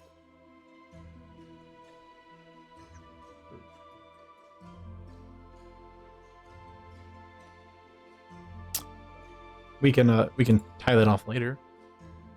As the rest of you waking up from a quick cat nap, preparing to dive back into the remaining segments of the Tetris suite on the 12th floor of this building to see what the hags have done further in, hoping to uncover something, anything of use or value to help you moving forward. An inevitable preparation to go to the poorly named Circle Ball and to meet face to face with, as he has now been deemed, the handsome wizard Constamon. And simply put, that's what we'll pick up next week. Woo. So, thank you guys for playing. Thank you for running. I missed you guys. I know it was only a brief break, but it felt like forever. Yeah. It really did feel like forever. I'm sorry about the cancel. Nah, But, it's good. yeah. You gotta take care of yourselves, you know? It's perfectly fine. I'll be right back. I gotta restart my computer. No worries. For that being said, again, thank you guys for playing. I love you guys. I love Wednesdays. It's great. And of course, I haven't really had to do this before, but I gotta give a shout out to Final Traumatic and all of the viewers from his stream that he brought in with us on the raid. I appreciate that greatly. Just so everyone is clear, for those of you that are stuck around, which again, greatly appreciate the support. I try to stream about 3 days a week. Wednesdays are bright and early, starting at 7 a.m. Pacific. I stream a game on Friday as well. That starts at 7 p.m. Pacific. Usually a little bit, it's closer to 7:30. And then I have an every other week game, the Moonrise campaign, on Saturday, which starts at 10 a.m. Pacific. Both of which, my Saturday game and my Wednesday game are pretty on even footing in terms of levels and what they're doing. But my Friday game is a high level game. They're almost level 15. And so they're doing a lot of crazy shenanigans currently, such as wandering through an ancient primordial city that has not been set foot upon by many normal people for millennia. It's a lot of fun. But yeah, so that's the schedule. When the stream is down, there's a little graphic to show you all the things I'm doing, including an upcoming game which is being planned for Monday nights. So keep an eye out for that. Otherwise, I also play in a game on Thursdays over on a Cracked DM stream as a player, which is a great deal of fun, run by a wonderful DM by the name of Jakeford. Check that out if you've got the time. Otherwise, I really sincerely appreciate the support in the raid. Small time stream, and I love when people help each other. But I'm trying to do this more than just casually on the side. I really want to turn this into something. So, for those of you that stuck around and watched, I greatly cannot overemphasize how much I appreciate it. It means so very much to me. So I hope you come by, and I hope you follow, and I hope you watch again in the future. But that's it from us today. So, if you can do nothing else, make good choices. Well, hopefully, see you next time. Thanks for watching. Be good people. Bye. See ya.